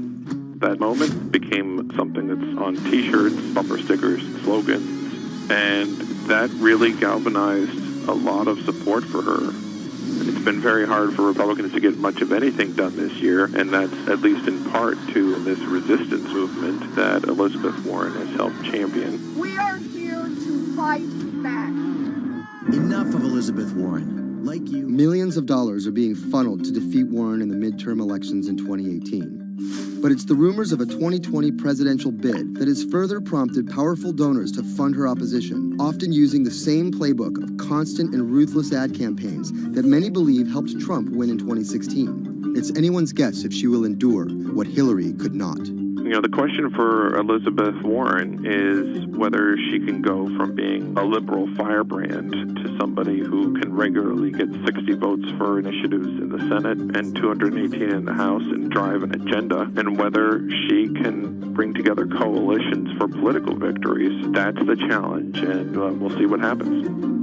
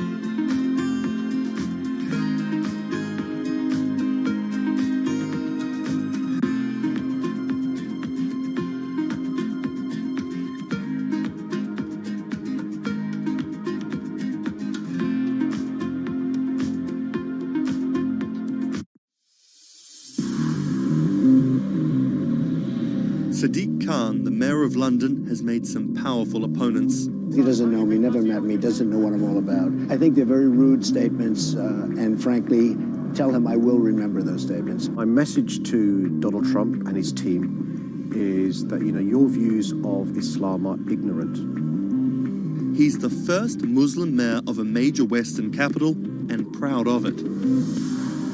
This is how Sadiq Khan went from the son of Pakistani immigrants to a lawyer, lawmaker, and now the mayor of London. Khan's parents emigrated from Pakistan. His father was a bus driver, his mother a stay-at-home seamstress. The 10-strong Khan family squeezed into a 3-bedroom flat in South London. He wanted to be a dentist, but TV in the 1980s convinced him otherwise. Objection! LA law with its swagger and ill-fitting suits caught Khan's eye. He graduated in 1991 with a degree in law from North London University and joined a human rights firm. Khan worked a number of high-profile cases, often clashing with London's Metropolitan Police Force. But he had bigger political ambitions. This is what being a new MP is like, squatting on a bench in the absence of an office, dealing with letters from constituents. Reports are just coming in of an explosion here in London. And there's just explosions, and then it was just smoke everywhere. Everyone's just asking what's happened. Only 2 months after Khan entered the Commons as a Member of Parliament, London was attacked by Islamist extremists. That day will stay with me for the rest of my life. He spoke out against the attacks both as a London MP and as a Muslim. He has been very clear about his opposition to violence, opposition to terrorism, and has set out to make the case for a more open and peaceful Islam. That's Thomas Penny, one of Bloomberg's Westminster correspondents. Here is a man who is a Muslim, and he is standing up and being open and straightforward and being clear that the problem here is not Islam, but it's Islamic extremism. In 2015, a decade after the attacks, Khan ran for mayor of London, and his faith was back in the headlines. His opponent, Zach Goldsmith, trying to link Khan to radical Islam. The debate got again personal and nasty. The Goldsmith camp has called Khan extreme and accused him of associating with, quote, those who seek to do our police and capital harm. It's a pattern of behaviour. Even the former Prime Minister David Cameron repeated the allegations. He shared a platform with Sajil Shahid, the man who trained the ringleader of the 7/7 attacks and accused the United States of bringing 9/11 on themselves. But the smears didn't stick. Zach Goldsmith ran a very negative campaign that was based on what people knew was a lie. This election was not without controversy. And I'm so proud that London has today chosen hope over fear and unity over division. After taking the mayor's office with a comfortable majority, Khan has brought a business-like efficiency to the role, scrapping expensive vanity projects like the Garden Bridge and the new Routemaster buses, which cost £350,000 each. The former lawyer who used to fight the police in court is now praised for his close relationship with them. I was talking to a very senior police officer in the Metropolitan Police who said there was a sea change when he went into City Hall, and the police were saying how much they welcomed this because they knew where they stood and it was more straightforward to work with. So he works like a lawyer, he works like a government minister. Khan's kept his faith at the fore. He's an outspoken voice for moderate Muslims across the world. Donald J. Trump is calling for a total and complete shutdown of Muslims entering the United States. Now, by giving the impression that Islam and the West are incompatible, you're playing into the hands of the extremists. The ongoing spat between Khan and US President Donald Trump escalated when Trump went after Khan, misquoting him on Twitter just hours after the terrorist attacks of June 3rd, 2017. Khan's now one of the most prominent Labour politicians in the UK. In fact, a recent poll of Londoners found Khan was more trusted to keep the country safe from terrorism than the Prime Minister or the Labour leader. His story of going from the son of an immigrant bus driver to the mayor of one of the greatest cities in the world plays well with Londoners. But can he appeal to the rest of the nation? Has Khan got his eye on the top job? And is the UK ready for a Muslim Prime Minister?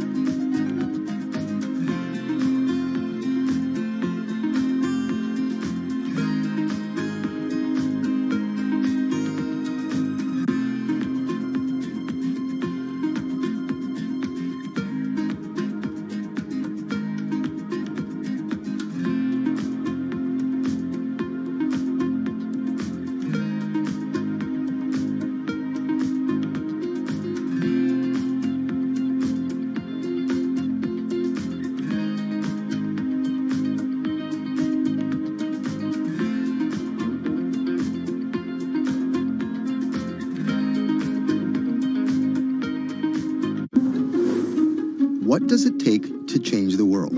A big army? A cure to a pandemic?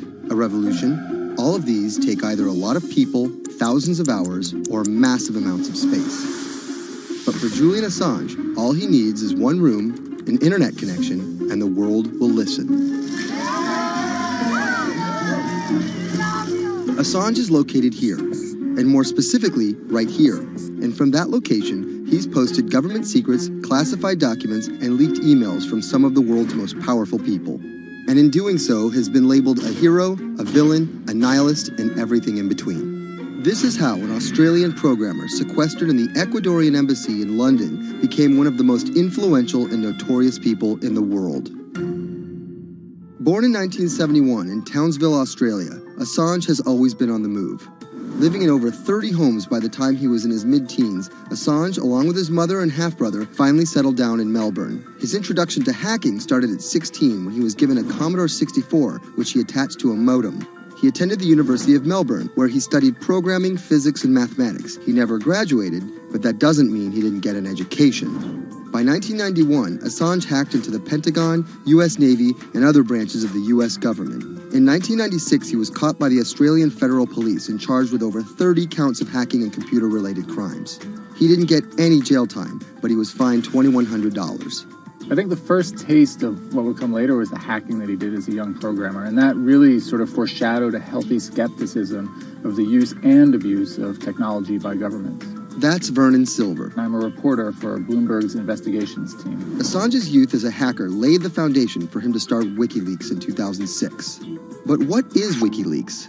It's a website that posts unfiltered, usually classified documents. What separates it from every other media outlet is that they have no editorial hierarchy.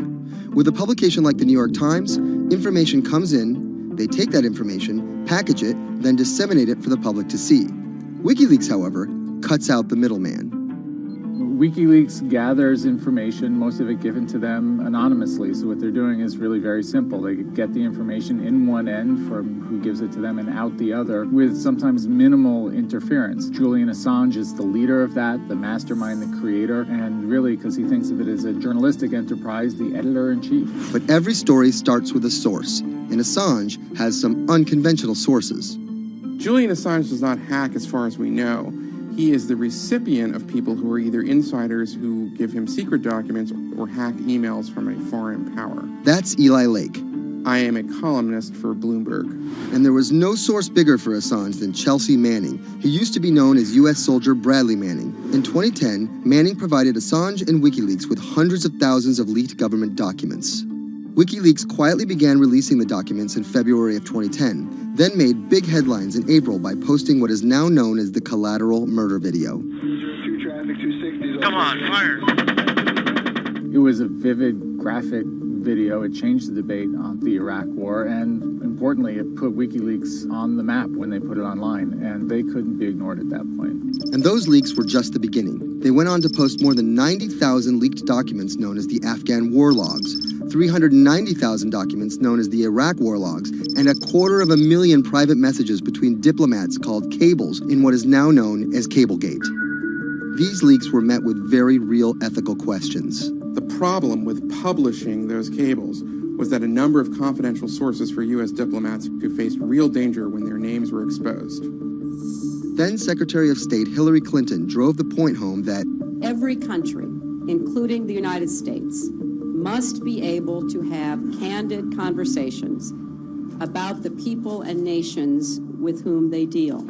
Shortly after Cablegate, the Swedish government issued an arrest warrant for Assange on allegations of rape and molestation. He claimed the allegations were fabricated to get him extradited to the United States, a claim the U.S. government denied.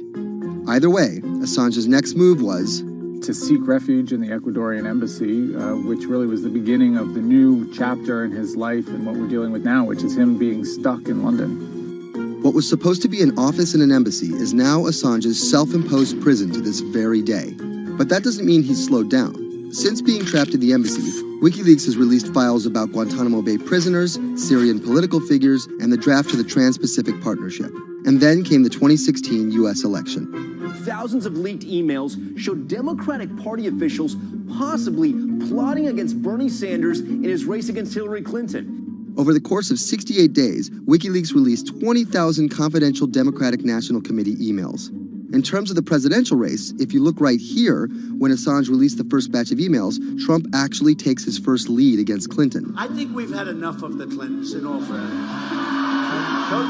Once WikiLeaks started exposing secrets of the Democratic Party, Julian Assange became a hero to many on the right. Public opinion kind of flip-flopped. WikiLeaks. From the emails, we now know Hillary Clinton's campaign manager makes risotto, and also how the DNC squashed Bernie Sanders' campaign. One thing we don't know is who gave Assange the stolen emails in the first place. Many leading Democrats say they suspect it was the Russians. They released an analysis from a private cybersecurity firm that had said it was the Russians. But Assange claims our source is not the Russian government, and it is not a state party. So this is where we stand today. The public still doesn't know who provided the emails to WikiLeaks. Meanwhile, Assange is still running WikiLeaks and still releasing documents. In March 2017, he started publishing documents from the CIA's Center for Cyber Intelligence called Vault 7. The CIA, the agency charged with finding and keeping our top secrets, can't keep its own secrets.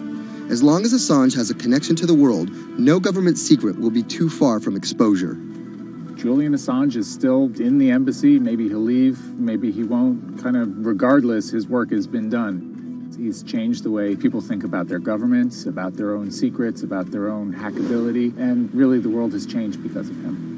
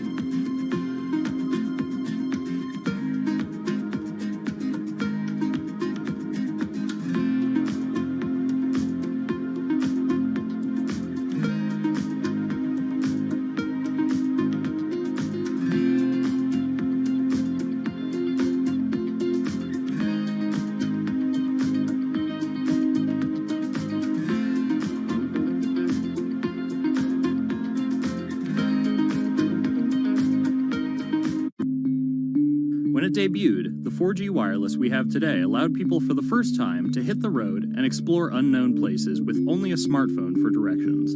When 5G arrives, it could enable driverless cars to take us there as well.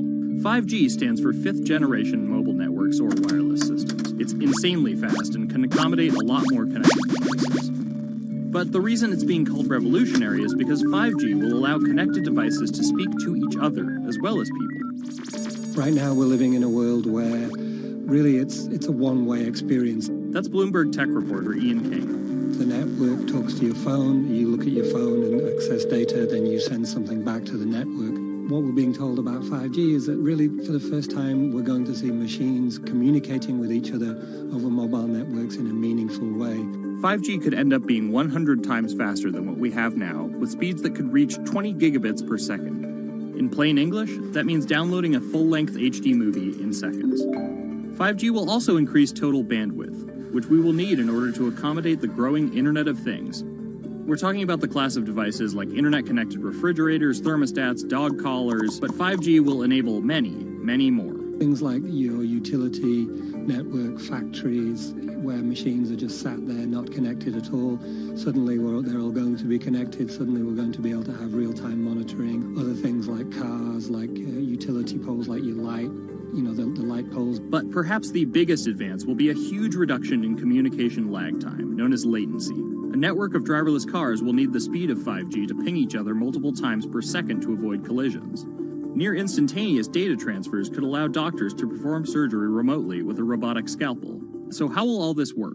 First, you need to improve network density. And that's just a fancy word for saying you put more towers out there. What we're being told is that's not actually the case with 5G. The idea is 5G will not only use the existing mobile spectrum, but also tap into higher frequencies called millimeter waves. Millimeter waves can carry more data, but only travel short distances. This may mean you'll see a lot more of these base stations around town.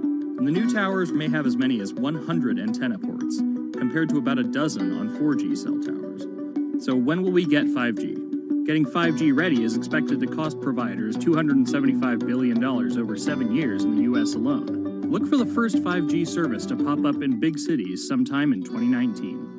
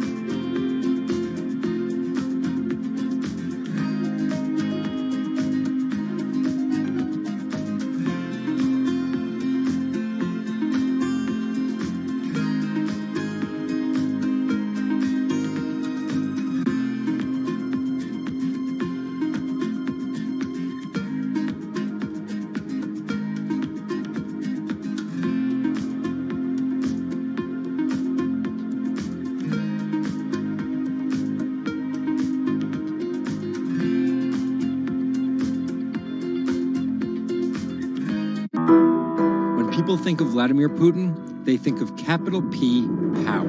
And that's exactly the impression he creates. Whether it's physical power, firing different weapons, riding in various James Bond-esque modes of transportation, or tossing hapless opponents in judo. Or political power, ruling his own country with an iron fist, crushing his political opposition, or, most recently, being accused of meddling in foreign elections for his own benefit. This is how Vladimir Putin went from a poor, tough kid in Leningrad to a KGB spy to the very symbol of modern Russia. Vladimir Vladimirovich Putin was born in 1952 in Leningrad, which is now St. Petersburg. His father was a factory foreman and his mother a homemaker. It is widely said that Putin's public-facing tough guy persona can be traced back to him getting into fights when he was younger, which paved the way for him to take up judo. After getting a law degree from Leningrad State University, Putin joined the KGB Foreign Intelligence Service. He spent 16 years in the KGB. When Putin returned to Russia, he began his political career. He went to work for Anatoly Sobchak, who was then the mayor of St. Petersburg. That's Leonid Bershidsky. I'm a columnist at Bloomberg View. Putin thrived in Sobchak's administration because he was sort of considered pretty efficient city official at that time. He was very loyal to Sobchak. So loyal and efficient that he was noticed by Yeltsin's close circle.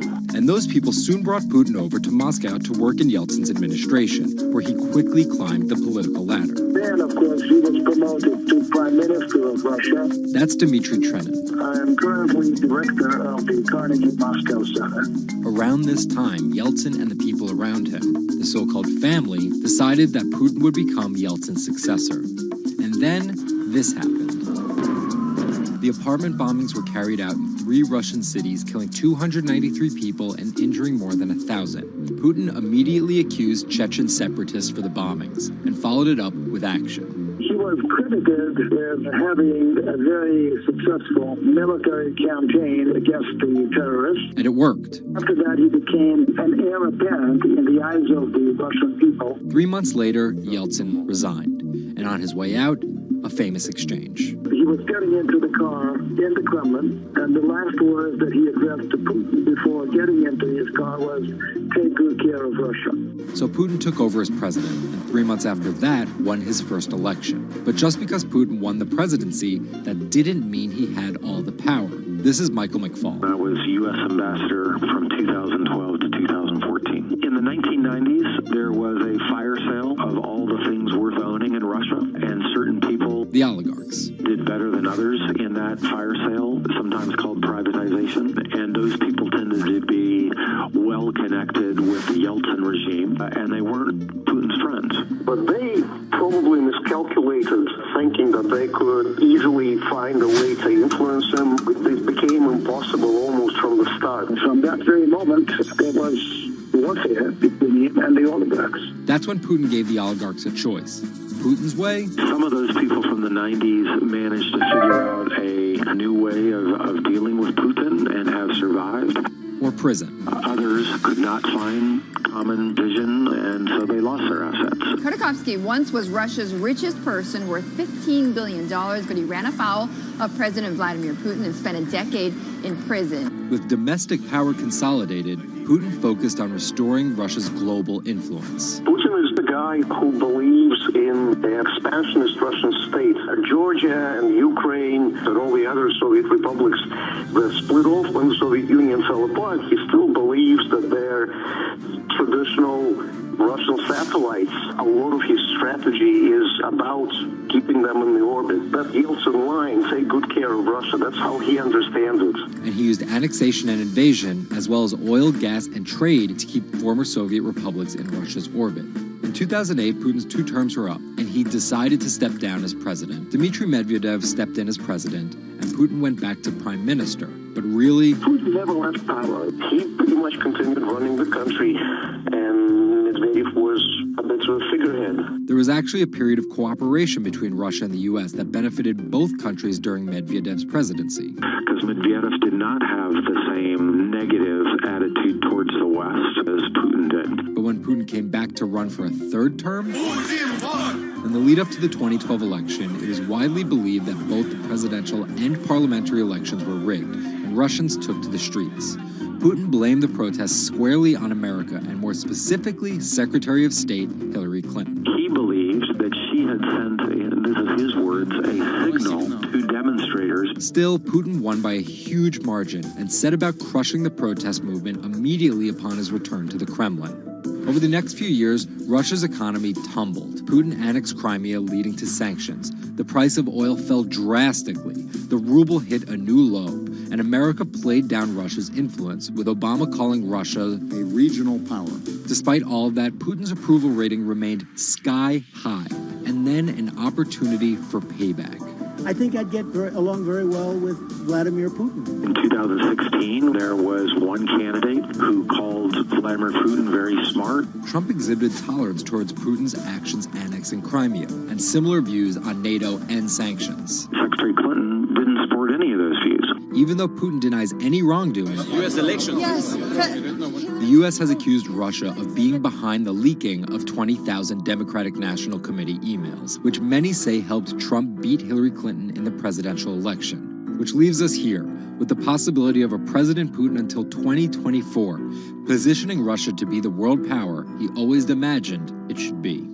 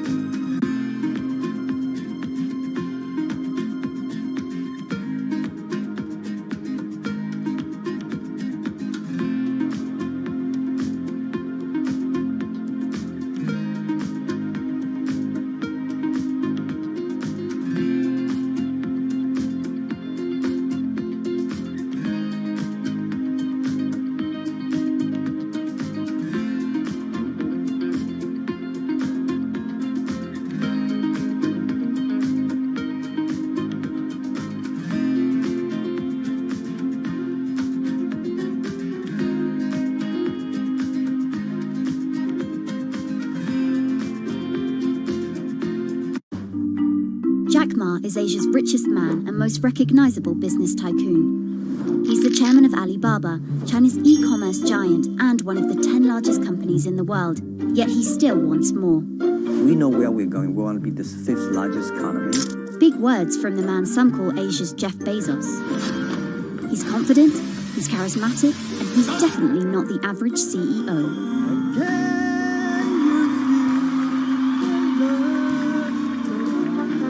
This is how a poor school teacher went from the classroom to being one of the most influential multi-billionaires in the world.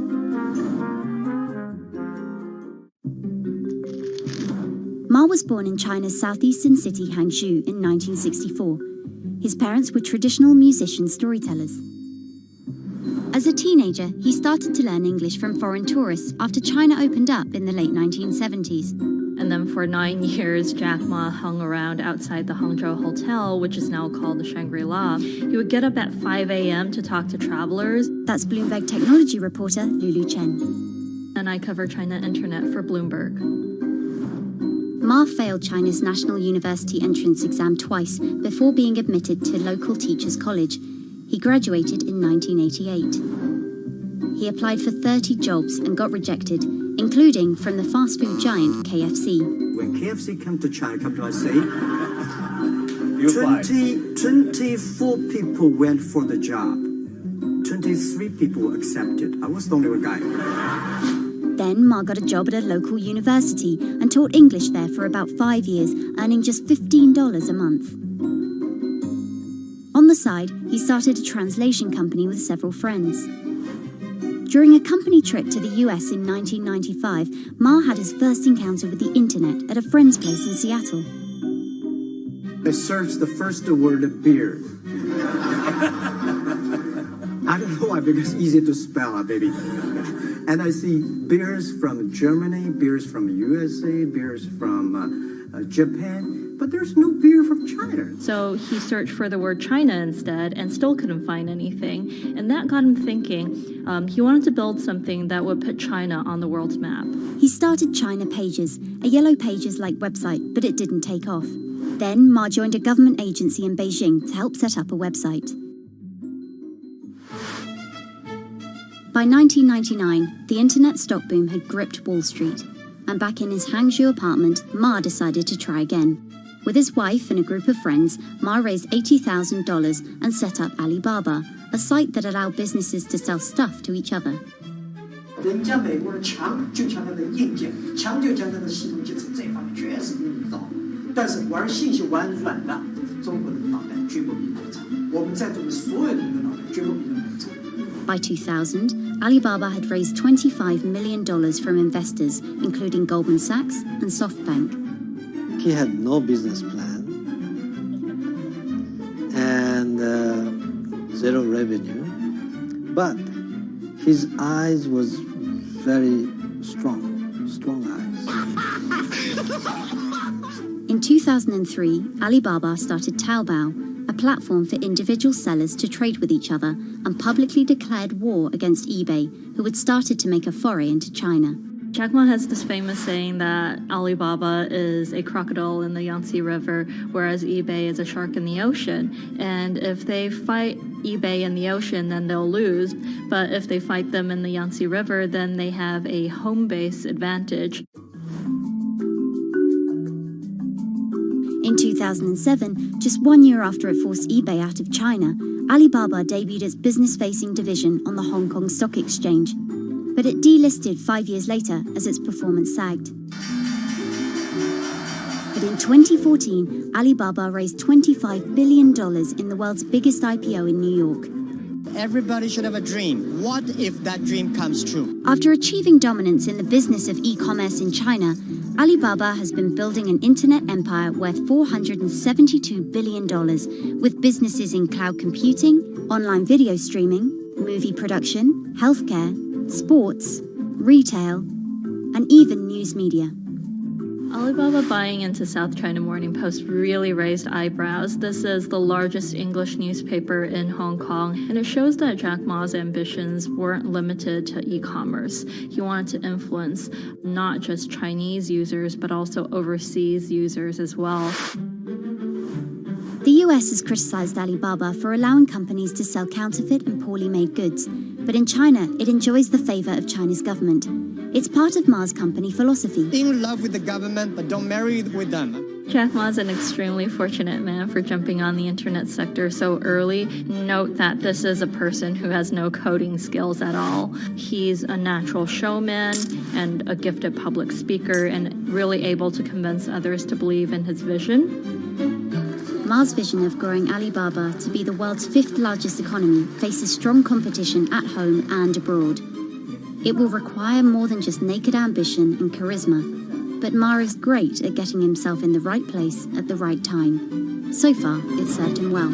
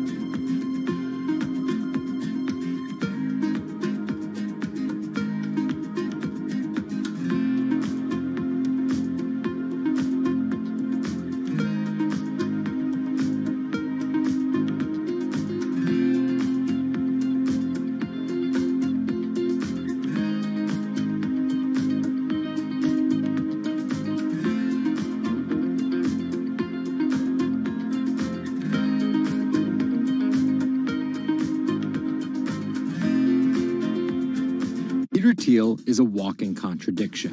He got his bachelor's in Juris Doctorate from Stanford, but speaks out about the horrors of higher education, saying college is as corrupt as the Catholic Church was 500 years ago. He's a staunch supporter of the free press, yet he bankrolled a lawsuit to bankrupt an independent media company. But these were not journalists. And most of all, he's an immigrant libertarian who's the most public supporter of Donald Trump in all of Silicon Valley. What Trump represents isn't crazy, and it's not going away. This is the story of how an openly gay, immigrant genius, libertarian billionaire went from tech contrarian to Silicon Valley's biggest Trump supporter. Peter Thiel was born on October 11, 1967 in Frankfurt, West Germany, to Suzanne and Klaus Thiel. Peter's family emigrated to Cleveland, Ohio when he was 1. An Ayn Rand devotee during his youth, Thiel attended Stanford University majoring in philosophy.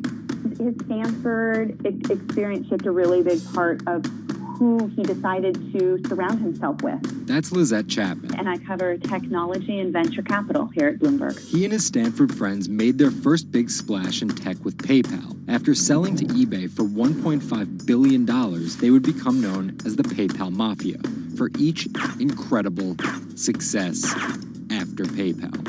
For Thiel, that began with an early, modest $500,000 investment in Facebook. And in VC speak, early means big risk, but also big reward. He turned that initial $500,000 investment into more than $1 billion in cash. But Thiel was just getting started with Facebook, and he went on to make a whole bunch of wildly successful investments. From SpaceX to Airbnb to one of the largest, most powerful companies in the United States, if not the world, and of course that's Palantir. The incredibly controversial secretive data mining startup he founded with his colleagues from PayPal. It connects data silos and then allows non-technical people to search that information for patterns. Data like financial information, feeds from video cameras, biometric details, passport information, flight manifest. Palantir doesn't talk much about how they collect this data, who has access to it, or what they do with it. But they have contracts with the Department of Homeland Security and the CIA and the Department of Justice and the Securities and Exchange Commission. And several other federal agencies. It's the richest company you've never heard of, valued at $20 billion. But there are plenty of obscenely wealthy people in Silicon Valley. What makes him different... He's a complex ball of multiple contradictions. Take college, for example. Even though college was extremely important for Thiel, there's something called the Thiel Fellowship. In exchange for dropping out and a promise not to pursue college, Thiel would give them $100,000 each. You basically tell people that if you get a diploma, you're saved. Otherwise you go to hell. You go to Yale or you go to jail. Also, his relationship with the press. Here's another contradiction. He's donated to free press initiatives, including the Committee to Protect Journalists. But he also secretly spent tens of millions of dollars bankrolling a lawsuit filed by Hulk Hogan over the publication of a sex tape and bankrupting the independently run Gawker Media. Why did he do this? Because in 2007, one of Gawker Media's blogs, ValueAg, outed him as gay. And with the lawsuit, he found an opportunity to get back at them by funding the lawsuit that Hulk Hogan was able to bring then, but he wouldn't have been able to do that without Thiel's money. And finally, Thiel's biggest contradiction, his endorsement of Donald Trump. When he was asked about his support for Trump, he was surprised at the outrage that came with it from many of his colleagues in Silicon Valley. He didn't want more of the establishment. No matter how crazy this election seems, it is less crazy than the condition of our country. After briefly supporting Carly Fiorina in the primaries, Thiel pivoted to Trump, donating $1.25 million to Trump and his associated super PACs in October 2016. And he didn't just help Trump financially. He gave a full-throated keynote speech supporting Trump at the Republican National Convention. I'm not a politician, but neither is Donald Trump. He is a builder, and it's time to rebuild America. And when Trump was finally elected, Thiel was given the reins to an enormous amount of power. And I want to thank you, man. You have a very special dad. He was named the transitional advisor. And in that role, he did a lot of interviewing and a lot of vetting to fill hundreds of cabinet positions and different jobs within the administration. But it turns out Thiel's support isn't unconditional. Talking to people who spend time with him, I have also heard that he is no longer a great supporter of Trump. It was reported that Thiel was unhappy with the direction of Trump's presidency. Ever since, he's been mum, making no public appearances, no statements, and staying out of the spotlight altogether. Although there have been suggestions that Trump could tap Thiel for a top intelligence post or ambassadorship, there's no indication he'd accept. He's described his relationship with politics as schizophrenic. He gets really involved, and then he runs away as fast as possible. Whether Thiel takes a new position or simply continues as a board director at Facebook and Palantir, at just 50 years old, he's primed to wield some serious influence in technology and politics for decades to come.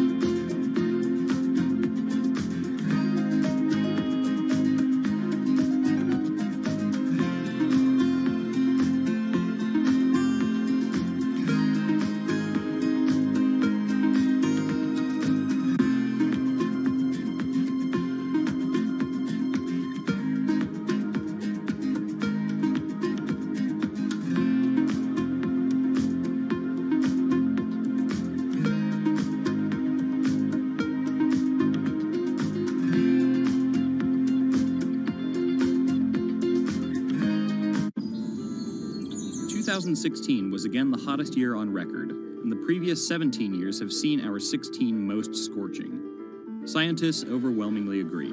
Global warming is the culprit. And it's just getting started. Ice caps, extreme weather, wildfires, droughts, and the hits keep coming. What are we doing about it? In 2015, the world took its boldest step yet to stem climate change with a historic accord in Paris. But now comes the hard part. Nations must change energy policies and invest huge amounts of money, and they will likely do it without the United States.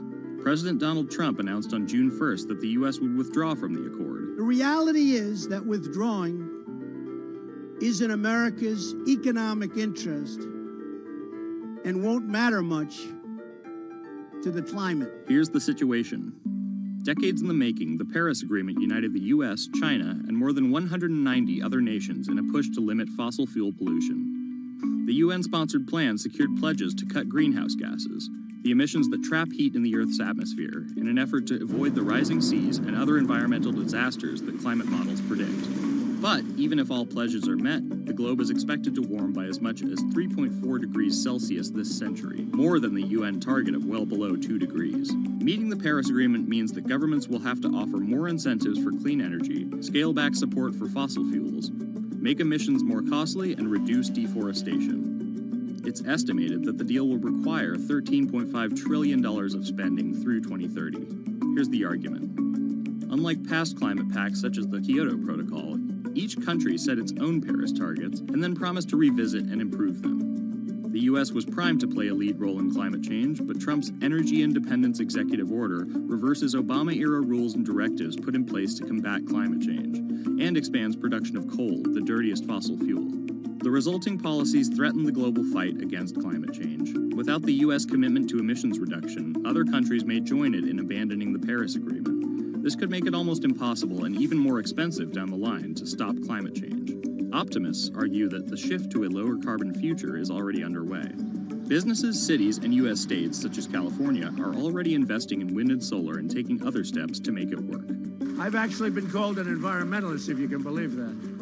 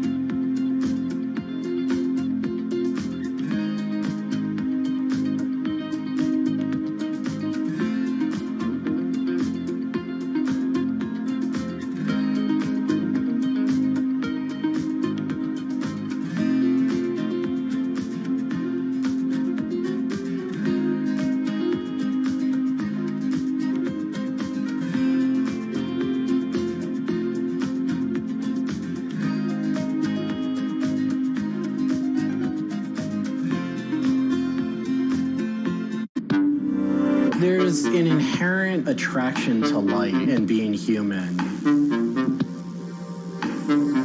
And I think on a very deep psychological level, light is this way in which we experience the energy surrounding us in a very personal manner. My name is Matt Dilling. I'm the founder of Light Bright Neon Studio, and we manufacture, produce, and restore neon works of art and design.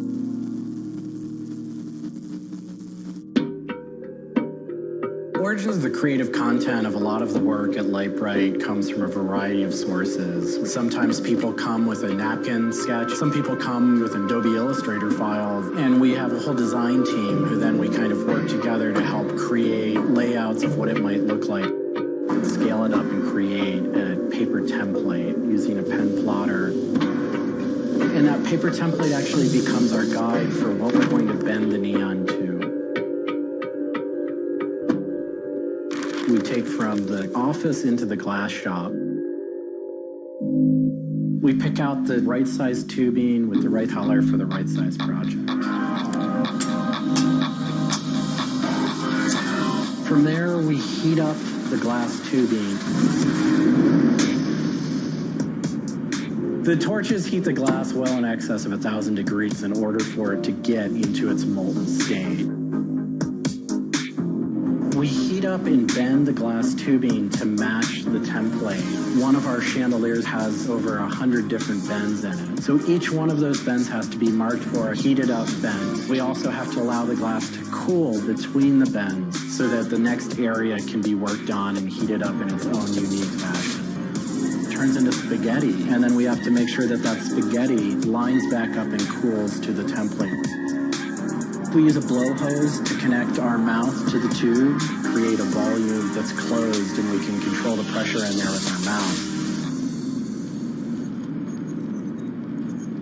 There's just a variety of challenges that come up inherently in working with glass. Glass can crack due to stress, and sometimes you'll just have a batch that all it wants to do when it gets near a torch is crack.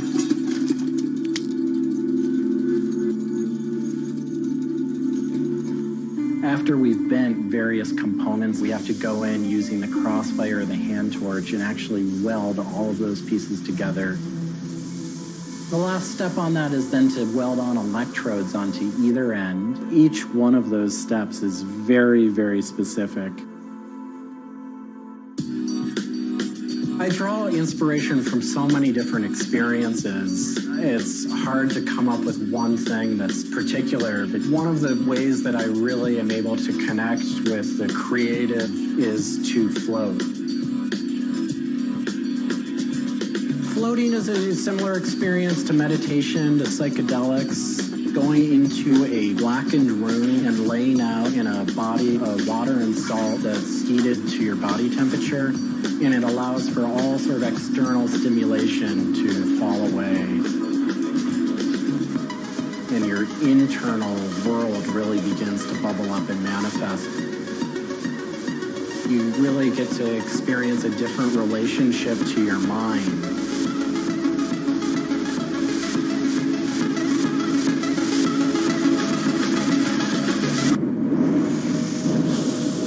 I think I work with neon because I can't not work with it. It's so challenging and so rewarding. And those things are so intertwined that there's no way of separating it out. I learn so much and continue to learn so much by working with it. I find so much inspiration in working with it, and I just continue to experience new and different things through the medium. It's that close to me at this point.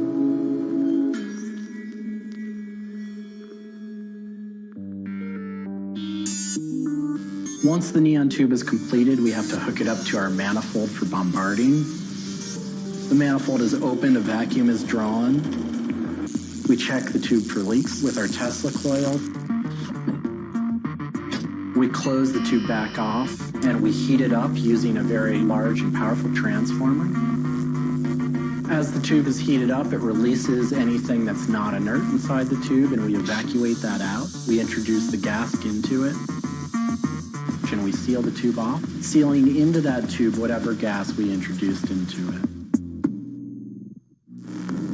I think my favorite part of making a neon light is when you see it lit up for the first time. Different gases, when electrified, emit different wavelengths of light. Neon gas is this very bright orange, fiery red color. Argon gas creates a very intense blue, but that light output that is produced can then be expressed in a different wavelength by coating the inside of the tubes with a phosphor coating that takes that one wavelength of light and emits at different wavelengths. We bring it over to the aging table where we hook it up to an age-in transformer and allow it to settle, age the gas in that we've introduced to it. There's always a stray particle of something left inside the tube. But that time that the oxide coating can act to scrub whatever is left inside the tube while things are getting settled into place.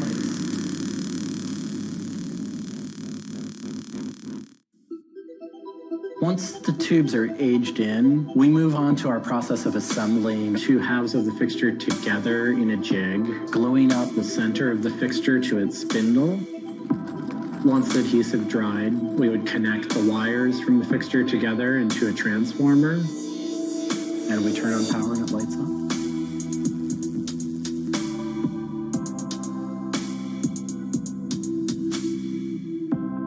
Part of what we love about what we do here is that we try and put out into the world the kind of things that we'd like to see.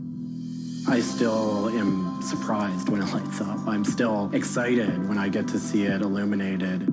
There's an ineffable quality to it. To me, is this insight into the inner workings of the universe. It literally is. It's a way of looking at what is surrounding us in the cosmos in a new light.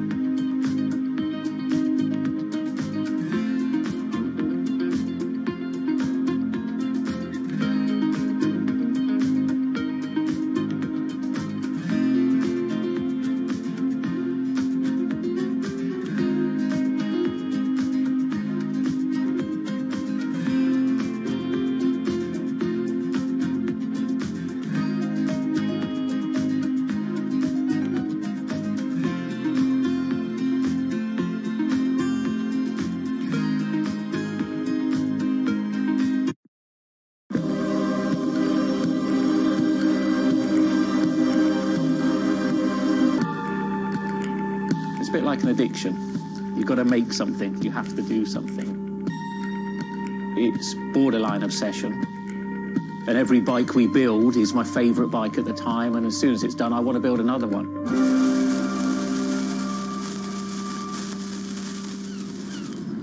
Sven Cycles is something I've been thinking about ever since I started cycling in my late teens. We want bikes that ultimately you'll really enjoy riding. There's never a bike that's the same. There's always a slight change. And as we build them individually as well, they have the marks of a bike that's built by hand. Most people I know cycle have an idea of their dream bicycle, and it may be an evolving idea you've had in your head. And we've worked with a lot of people that have come to us with sketches and scrapbooks. It's really, really nice to build something that's just one-off and unique. I think a lot of people see a bicycle as two wheels and a frame in the middle. There are a lot of subtle changes and nuances in design which can change the riding characteristics quite dramatically. I'm a really big fan of modernist architecture, and the simplicity of a modernist building is really hard to achieve. And with some of our bikes, they may look very simple, but I think people should not underestimate the time and effort that goes into designing a product. Tubing is key to a bike's feel and ride. Reynolds tubing has been in my life ever since I can remember. Growing up, I could never afford a frame manufactured with their tubing. We can now put a badge on our bike saying manufactured Reynolds, which is a sort of thing as a kid I just wouldn't have believed was going to happen.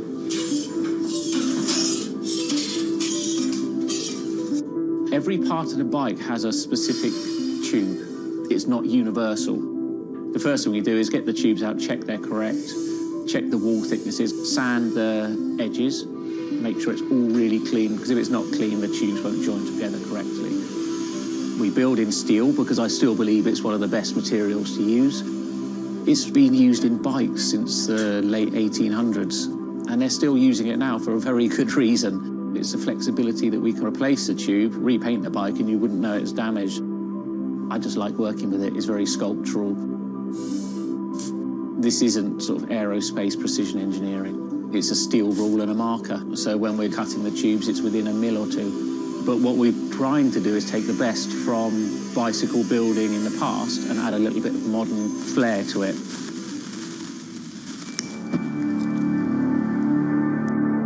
There's various techniques for building bicycles. We do a thing called fillet brazing, where you connect a pipe together. We use a bronze rod and a flame. We heat the tubes up to the same temperature and we fill the joint with bronze. And it gives a very, very sort of fluid, lovely, sort of quite sculptural feel. You've got to practice. You've got to be able to judge material temperatures. You've got to just look at it and you just get a feel for it. It's the stage where your tubes start to look a bit like a bicycle. My father's a jeweller. He'd make sort of very pretty things, which are lovely, but for me, they don't really have any function. What I love about bicycles, you can start on a Monday with a box of tubes, you can be riding it by the weekend, and it can last you for the rest of your life.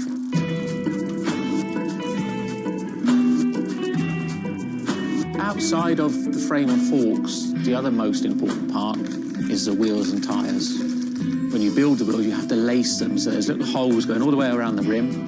You poke the spoke through. We do build all our wheels by hand here because a machine can't get 30 years worth of wheel building experience. Colour is very, very personal. With any of our bikes, you can have them painted whatever colour you want. We've matched one to a teapot, so we can get that scanned and we can match that, or someone's favourite item of clothing. I like to let the bike sit for 4 or 5 days minimum, just so the paint can have time to cure a little bit, and then we assemble it. We get out all the new components, and it's a case of putting them together. Some bikes you can assemble in 3 hours, some will take 3 days. And we've built bikes that cost in the £10,000 plus mark. Some people, they're saving up and this is their bike and they're going to own it for the rest of their lives. So we just want to make sure they get the right thing.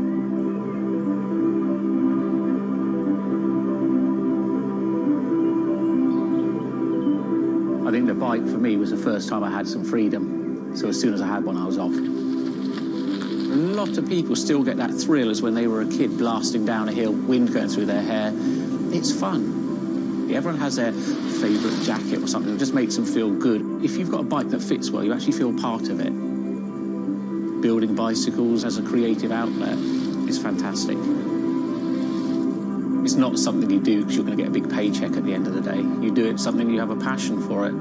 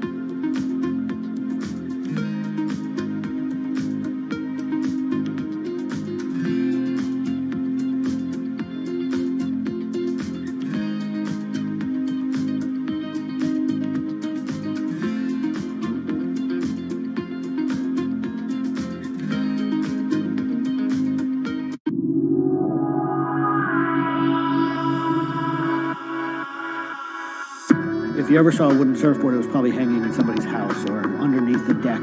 But kind of in the last 10 or 15 years, wood has made a big comeback. They surf wonderfully. It's beautiful and it feels great to be on one of them.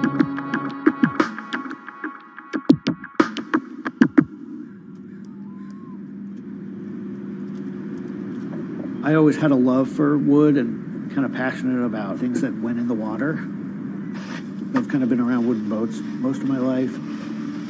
There's just so much character. The way they're built, the stories that come with them, a lot of that has translated over to why we build surfboards the way we do. When we first started thinking about building surfboards, wood was the natural material we chose. They have a very high strength to weight ratio. Wooden surfboards have the longest history of use in the surf world than any other material. People have been surfing wooden surfboards since kind of the first documented history of people riding waves. The board starts in CAD, where we take a 3D model, break down the shape, and kind of create frames and templates and all the inner parts of the board that we get cut on a CNC machine.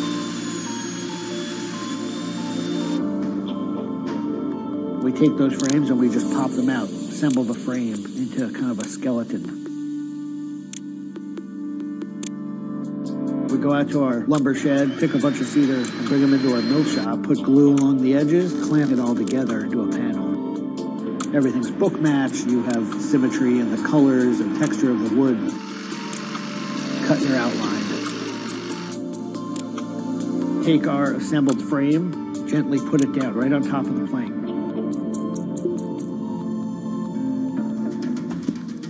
Once that foundation is started, you're basically building up the three-dimensional shape, the outside part of the board, using lots of strips that kind of interlock and fit together. Every piece of wood is going to be different, and it's all going to react differently. There are frustrations with it, but I think that's one of the things that keeps it challenging. You learn to read the kind of what the grain lines are doing and what the color of the wood is telling you.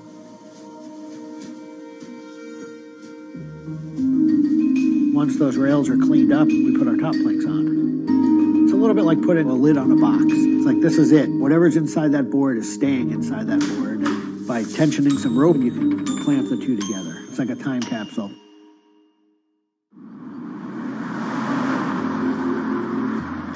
What makes our boards unique are they are built right here in York. They're built using material that grows right here in the state of Maine. They're built 100% by hand by local craftspeople and surfers. There's a lot of time that goes into these boards, between 40 and 60 hours start to finish. We wanted to build surfboards that were as hollow as they could be, but still be strong enough to work well. Too light and they don't surf well, but too heavy and they don't surf well. So there's a balance point there, and that's where we try to be. Taking the board off the rocker table once the top has gone on, that is by far one of my top favorite parts. It's just you and a shaping stand, a board, and a hand plane. Everything else is out of your view. It's simple, it's pleasurable, it's quiet. You can be with your thoughts and you can just kind of be present. There's something about taking a nice sharp edge tool to a beautiful piece of wood and feeling the curls coming off and knowing that every pass that you're making, you're kind of getting it closer and closer to what you have in mind.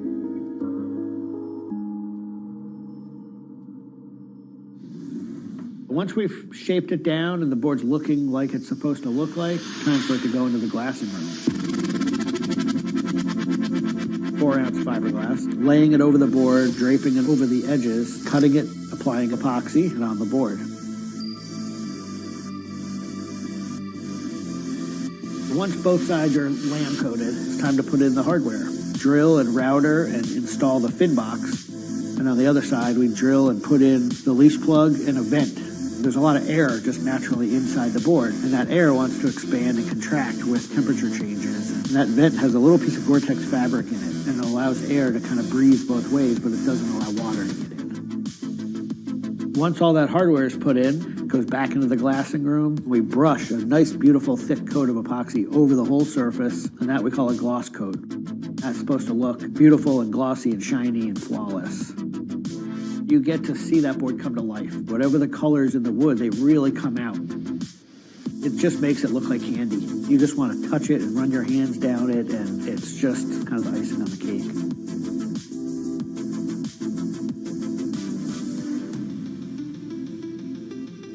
Once everything is hard, we put it into what we call the oven, get that epoxy to cure, really kind of bake it, and just get it to harden. Put in the fin, screw in the vent, and ship it out. We just love the idea of building something that's sustainable and long-lasting and made by hand. Kind of gives you a deeper connection to the product over something you might buy on a shelf.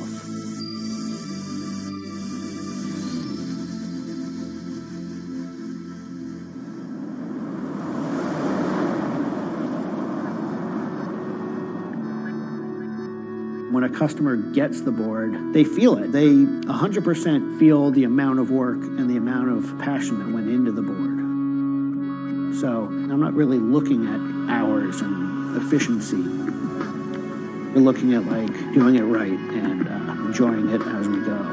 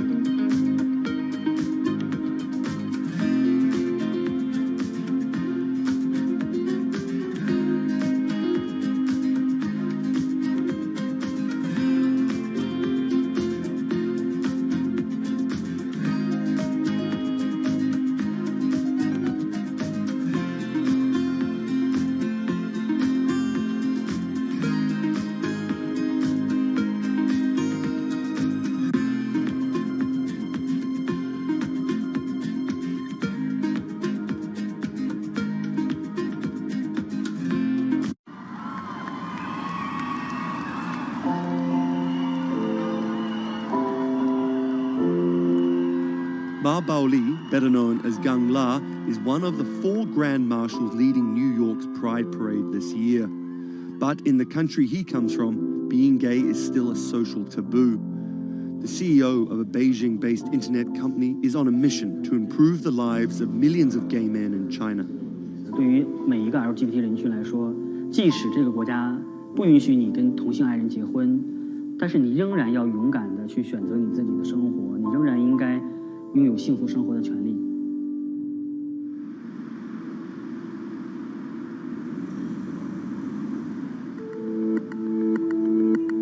Ma's company Blue City runs an app and a website specifically for gay men.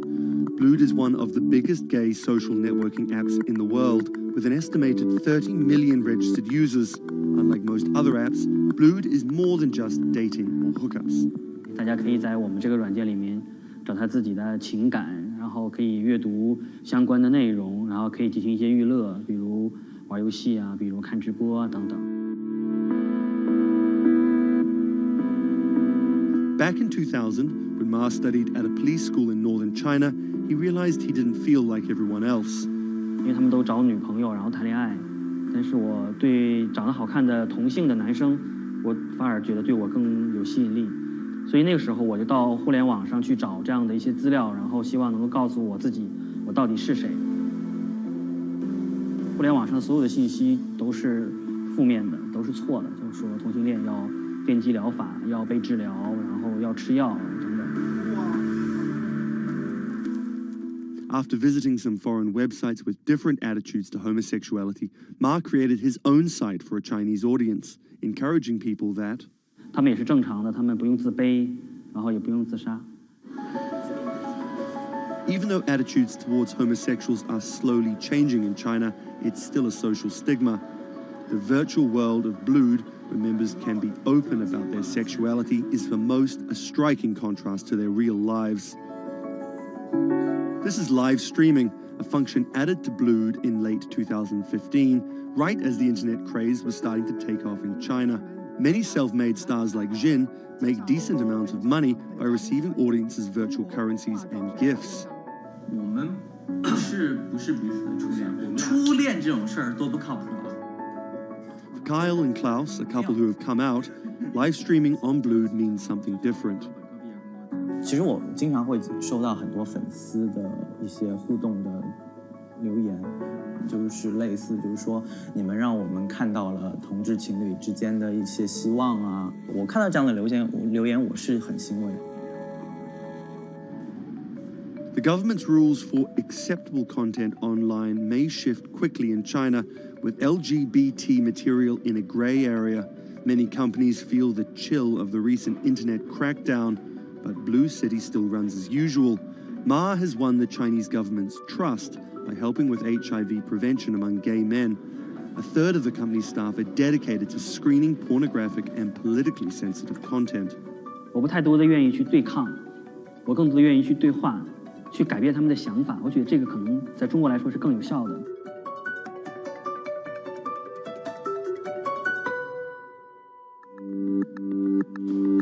In the past 5 years, Blue City has grown from a team of 7 people to a promising business with about 250 staff. Ma said the company earned over $15 million last year, mainly through advertising and selling virtual currencies to live streaming audiences. Now the company is expanding overseas. 我希望吧，通过我们的努力，Blue能够成为全球第一家在美国纳斯达克或者是纽交所上市的这样的同志互联网公司。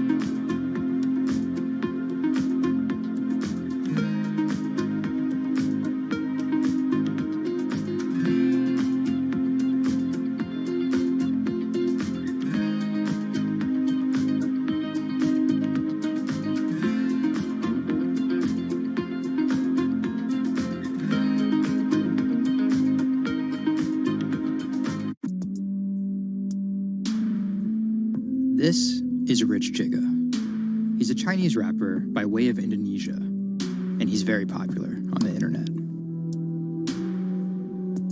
This is Joji. He's a Japanese-Australian singer, and he's also very popular on the internet.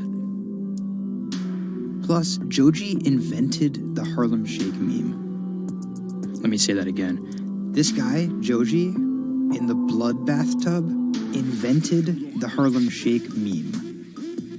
But we'll come back to that. So Rich and Joji are both signed to 88 Rising, an entertainment company hoping to build a lasting global brand that will outlive singular moments of virality. They primarily create content combining Asian culture and hip-hop, a formula that apparently pleases the internet gods greatly. They've only been around for 18 months, but they're already putting up major label numbers. I think that we have an unprecedented collective of talent, a group of like predominantly Asian artists, you know, really like making waves globally, which from an independent point of view as well. 88's founder, Sean Miyashiro, cut his teeth launching Vice's electronic music channel, Thump.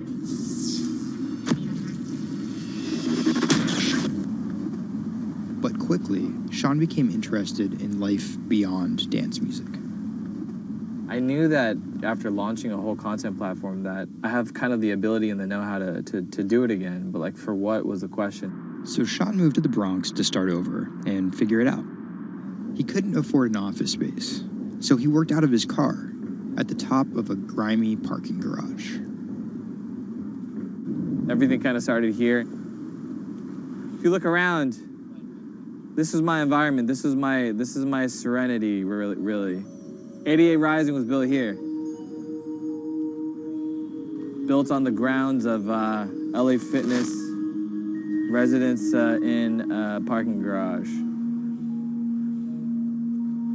I was living in the Bronx. I'm just like, damn, where the hell do I go? So I just come up here and I I just kind of figure things out every single day. Being like, okay, what the hell is this thing?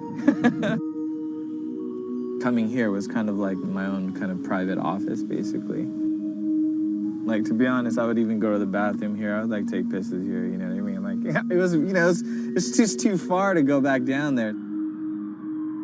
When I need Wi-Fi, I'd spend a good part of the day at Dunkin' Donuts.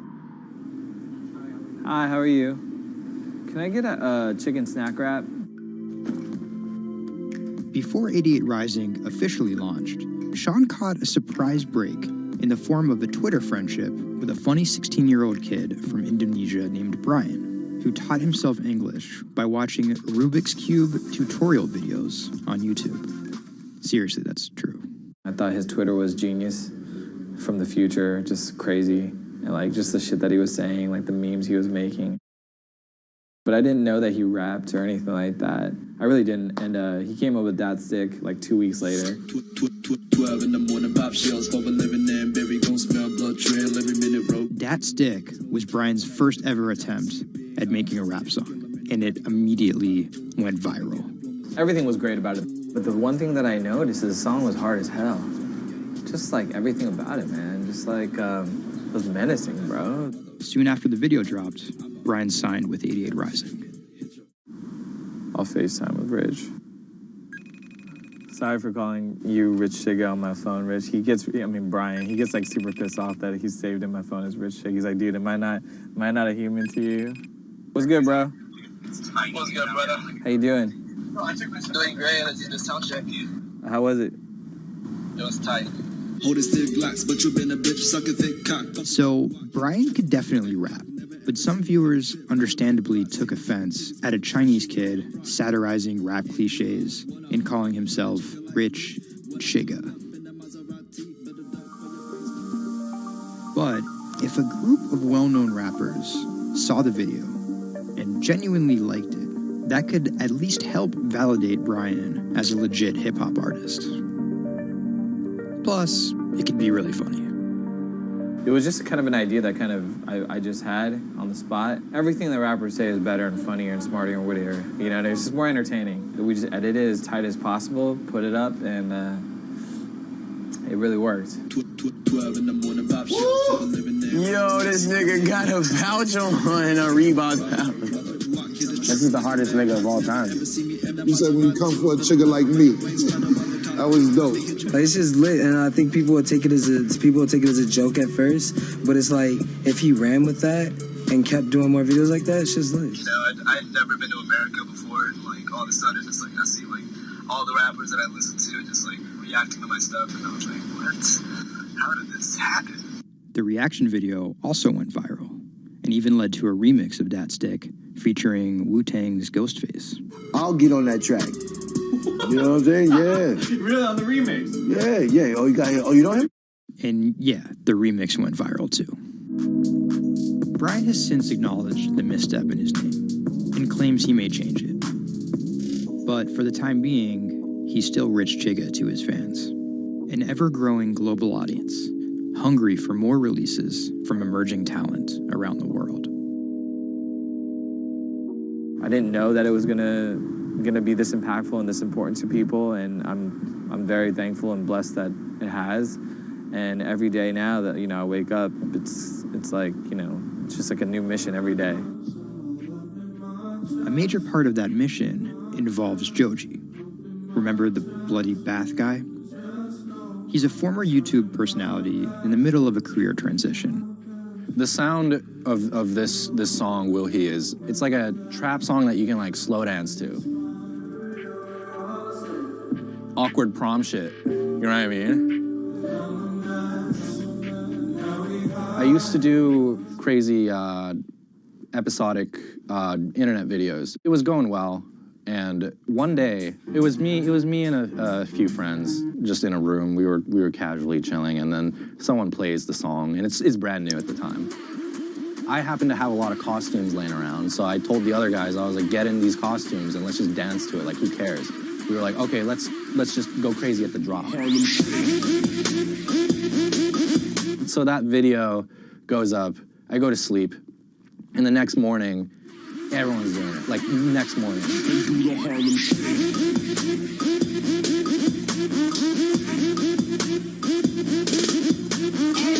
That taught me a lot about the internet, how people want to just be a part of something. And from that point on, something changed, and I was a little better at understanding demographics and people and, what they want to see and what they want to hear.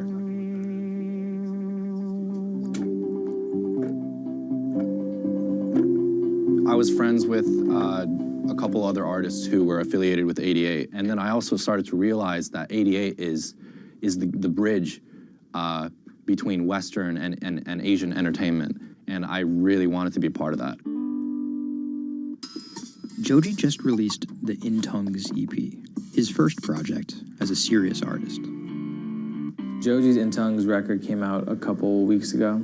It's #2 on Billboard on the R&B charts, which is crazy for, independent release, and he's like a brand new artist. And the success is even more impressive, knowing he went from creating something like this, It's just Taco Bell. What could possibly go wrong? to creating something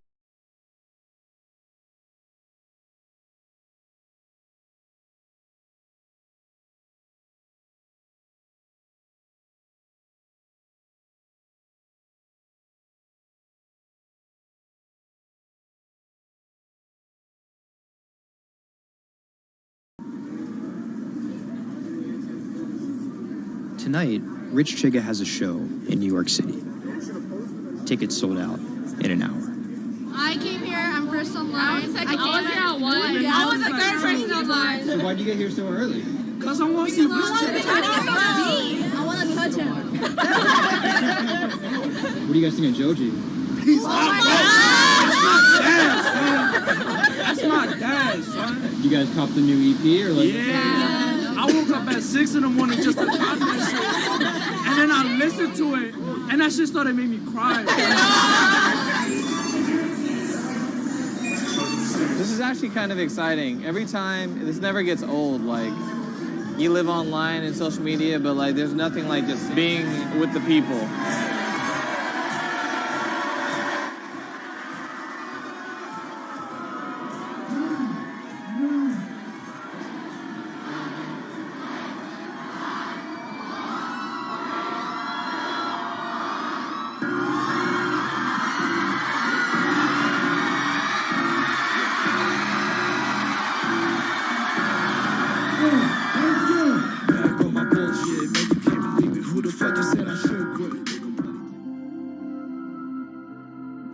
often than not, viral success happens by accident.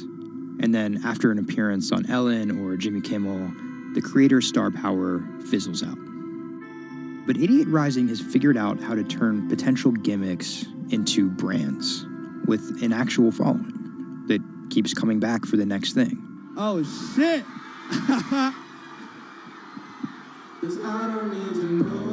So keep an eye out for Idiot's next move. But more than likely, it won't be covered on network television or terrestrial radio. Although, as they've already proven, nowadays that really doesn't matter.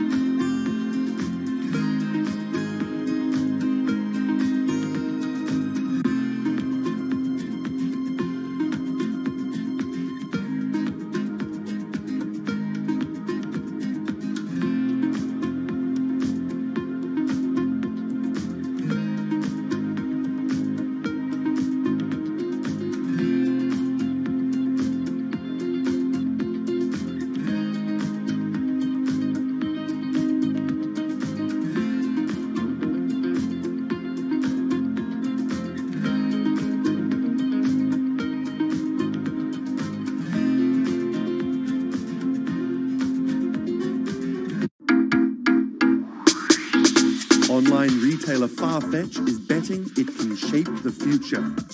This is its concept store, showcasing the latest in retail tech. How do you capture all of that fantastic information that you gather in store with customers, touch and feel products? And we created a concept called the Connected Rail. And this is using a combination of RFID and ultrasound. The RFID signal recognizes the product, and the ultrasound recognizes the movement. Take the product off, and then you'll start to see your products appear. And essentially, it's like online browsing behavior. Whichever products you touch and pick up in the store are automatically sent to your app. This is effectively what you've created is your in-store wish list. In the middle, you'll see essentially a hologram of the product. What the customer sees, they control the experience on a touch device. What this allows the customer to do is take elements of products and then add their own style to it.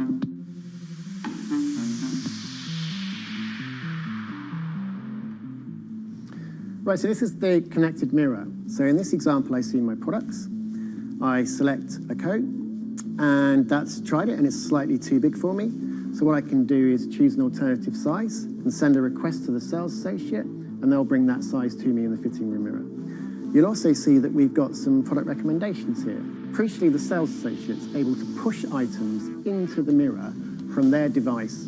If you wanted to, you could simply use the mirror and pay and go. Your items would then be packed and dispatched to you afterwards.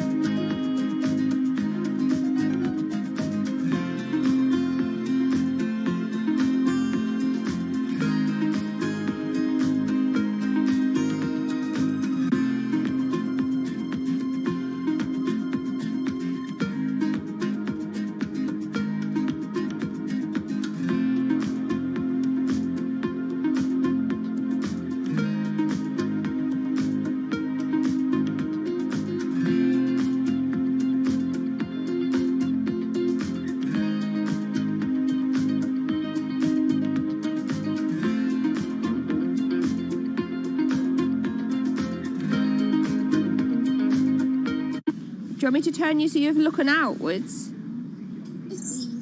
Yes, please. How about there? First time we came out with B, Jade said, "It feels like I've been released from prison." Do you want these, Mrs.? Definitely. Definitely. Right. Yeah. And she could say hello to everybody, people she hadn't seen for months. It's Jade. It's Jade. Oh. So you can talk to Jade through this. Hi, Katie. She's there. Hi.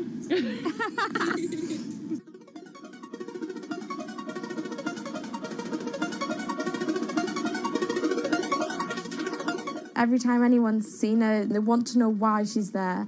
And it's kind of the opposite of when you're in a wheelchair and people see you and they kind of go, oh, should I look? I don't know what the right protocol is. When there's a tiny robot with its bright little eyes going around just looking happy everywhere, it really opens you up for conversation. You've got some friends here, look. Hiya. When I saw her for the first time, I remember thinking, this is going to change things. This is one of those points where if this was a book, this would be the cliffhanger.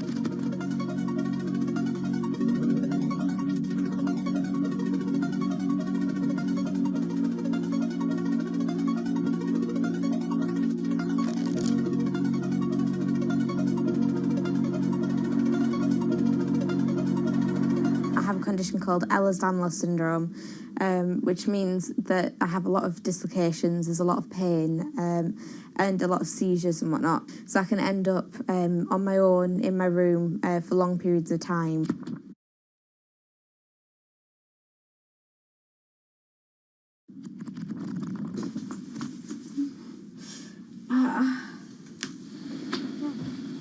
Yeah, my love.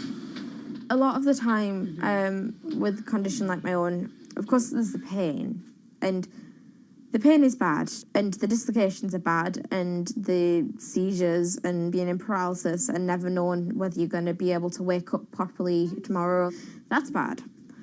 But what's worse still is being able to count the number of people you see a day on one hand. Are you ready? Sure am, I'm just hoping the connection's going to stay. Yeah, me too. Alright, here we go. When you're used to just the same little metre by metre and a half window every day, and you've been there for months, being able to just see the sky from somewhere else, or the tops of trees, or a sign, is incredible. Or being able to have that kind of chat in the car that most people would probably take for granted. I'm going to go past Grandma and Grandad so you can give them a wave. Now, if Jade is particularly seizure-y, she can still take part. And that's brilliant, really, because before she would just be left in a bed or in a house with just her carers. It's quite a small world, that. Right, so there's one of them. Here, this costume I'm busy making at the moment. When I'm not on bed rest and I'm not just wearing pyjamas all the time, I enjoy being able to dress as different characters and go to Comic Cons and that kind of thing, because it just lets me show a different side of myself, and it's a bit of fun. If you can't go out that often, you've got to enjoy it when you do. Was that? Good. It's one of those weird things where I want to not have to use B because I want to be well enough to be able to go to those places myself. Like, it really makes a big difference to me to be able to go into school. But the thing is, with my condition fluctuating all of the time, I can't go into school reliably.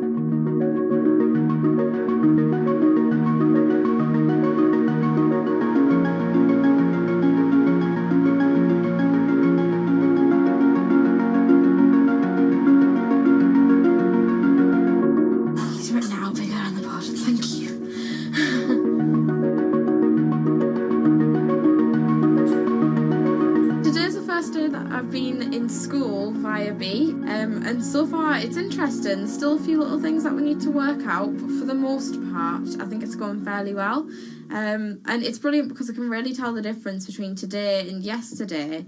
How yesterday I forced myself to go into school when I wasn't very well and I was really tired afterwards and ended up having loads of seizures, whereas today I've been able to do all of the work. I've been able to keep a clear head and not be ill, which means I'm able to be more focused on my schoolwork. So there is my first step of working, is to simplify root 8. The algebra test is next week. Now I'm trying to make friendships which I'll be able to maintain with B. Before that, I end up letting people down quite often. B gives me hope, yeah. She's just always there. And if I can't do something, she can. And if I need sort of assistance to be able to make commitments, then she's there, and she means that I feel like a more valuable person because I'm more reliable.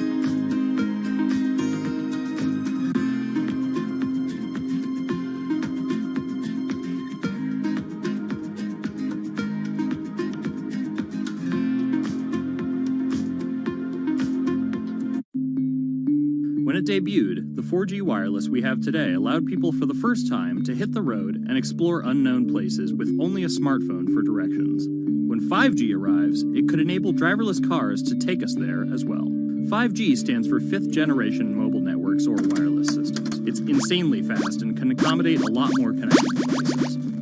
But the reason it's being called revolutionary is because 5G will allow connected devices to speak to each other as well as people. Right now we're living in a world where really it's a one-way experience. That's Bloomberg tech reporter Ian King. The network talks to your phone, you look at your phone and access data, then you send something back to the network. What we're being told about 5G is that really for the first time we're going to see machines communicating with each other over mobile networks in a meaningful way. 5G could end up being 100 times faster than what we have now, with speeds that could reach 20 gigabits per second. In plain English, that means downloading a full-length HD movie in seconds. 5G will also increase total bandwidth, which we will need in order to accommodate the growing Internet of Things. We're talking about the class of devices like internet-connected refrigerators, thermostats, dog collars, but 5G will enable many, many more. Things like your utility network, factories, where machines are just sat there not connected at all. Suddenly they're all going to be connected. Suddenly we're going to be able to have real-time monitoring. Other things like cars, like utility poles, like your light, the light poles. But perhaps the biggest advance will be a huge reduction in communication lag time, known as latency. A network of driverless cars will need the speed of 5G to ping each other multiple times per second to avoid collisions. Near instantaneous data transfers could allow doctors to perform surgery remotely with a robotic scalpel. So how will all this work? First, you need to improve network density. And that's just a fancy word for saying you put more towers out there. What we're being told is that's not actually the case with 5G. The idea is 5G will not only use the existing mobile spectrum, but also tap into higher frequencies called millimeter waves. Millimeter waves can carry more data, but only travel short distances. This may mean you'll see a lot more of these base stations around town. And the new towers may have as many as 100 antenna ports, compared to about a dozen on 4G cell towers. So when will we get 5G? Getting 5G ready is expected to cost providers $275 billion over 7 years in the US alone. Look for the first 5G service to pop up in big cities sometime in 2019.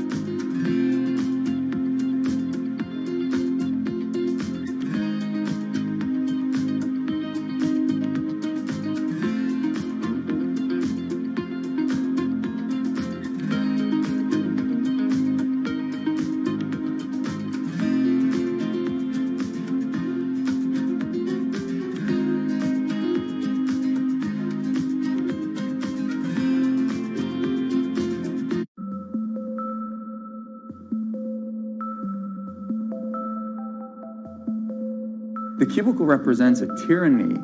It confines your imagination, your thoughts, into a small physical area. Imagine pretty much every software engineer or finance person being able to, disconnect from their desk and look at holographic monitors on a beach and doing their work from there. That's not going to be science fiction. It's the modern office place. Silicon Valley is all about building the future. A startup called Meta thinks it's getting there first, thanks to a big bet that it's made on augmented reality. How are you? Good, thank you. Welcome to Meta. Thank you. Call it a 360-degree office where you can spatialize your thoughts as part of your workflow for education, architecture, design.